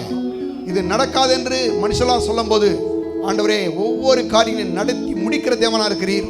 உடைய பிள்ளைகளை ஆசீர்வதிக்கிறீர் ஆண்டவரே. பொருளாதாரங்களில் உடைய எல்லா காரியங்களும் நீர் ஆண்டவர், நீர் ரட்சகர். இதை செய்வதன் மூலமாக இயேசு நாமத்தை உடைய பிள்ளைகள் மூலமாக மகிமைப்படுத்துவீராக. நீ சொன்னீரே, என் நாமத்தை மகிமைப்படுத்தினேன், இன்னும் மகிமைப்படுத்துவேன் என்று சொன்னீரே. உடைய பிள்ளையுடைய வாழ்க்கையில் அப்படிப்பட்ட மகிமையை கர்த்தாவே உடைய நாமத்தை மகிமைப்படுத்துகிறார். உடைய பிள்ளைகள் ஒவ்வொருவரையும் ஆசீர்வதியும். ஒவ்வொரு சிறு பிள்ளைகளையும், வாலிப பிள்ளைகளையும், கணவன் மனைவி, பெற்றோர்கள், வயதுவர்கள் எல்லாரையும் ஆசீர்வதிங்க ஆண்டவரே. குறிப்பாக ஒவ்வொரு சகோதர சகோதரிகளும் அவருடைய கணவனை, அவருடைய மனைவியை, பிள்ளைகளை, குடும்பங்களை நீர் ஆசீர்வதிப்பீராக. உடைய பிள்ளைகள் செய்கிற தொழில்களை, வியாபாரங்களை, விவசாயங்களை, ஆடு மாடுகளை ஆசீர்வதிப்பீராக. பெரிய பெருக்கங்கள் உண்டாகட்டும். கடன் பிரச்சனைகள் இயேசு நாமத்தில் மாறி போகட்டும் கர்த்தாவே. நீயோ கடன் வாங்காதிருப்பாய், அநேக ஜாதிகளுக்கு கடன் கொடுப்பாயின்னு சொன்னீரே. அப்படியா உடைய பிள்ளைகளை மாற்றுவீராக, ஆசீர்வதிப்பீராக. இயேசுவின் நாமத்தில் ஜெபிக்கிறோம் பிதாவே, ஆமென். நம்முடைய கர்த்தராகிய இயேசு கிறிஸ்துவின் கிருபையும், பிதாவாகிய தேவனுடைய அன்பும், பரிசுத்த ஆவியானவருடைய ஐக்கியமும் இப்பொழுதும் எப்பொழுதும் நம்மோடு கூட இருப்பதாக. ஆமென். இயேசு ராஜாவுக்கே ஜெய், இயேசு ராஜாவுக்கே ஜெய், இயேசு ராஜாவுக்கே ஜெய். கர்த்தர்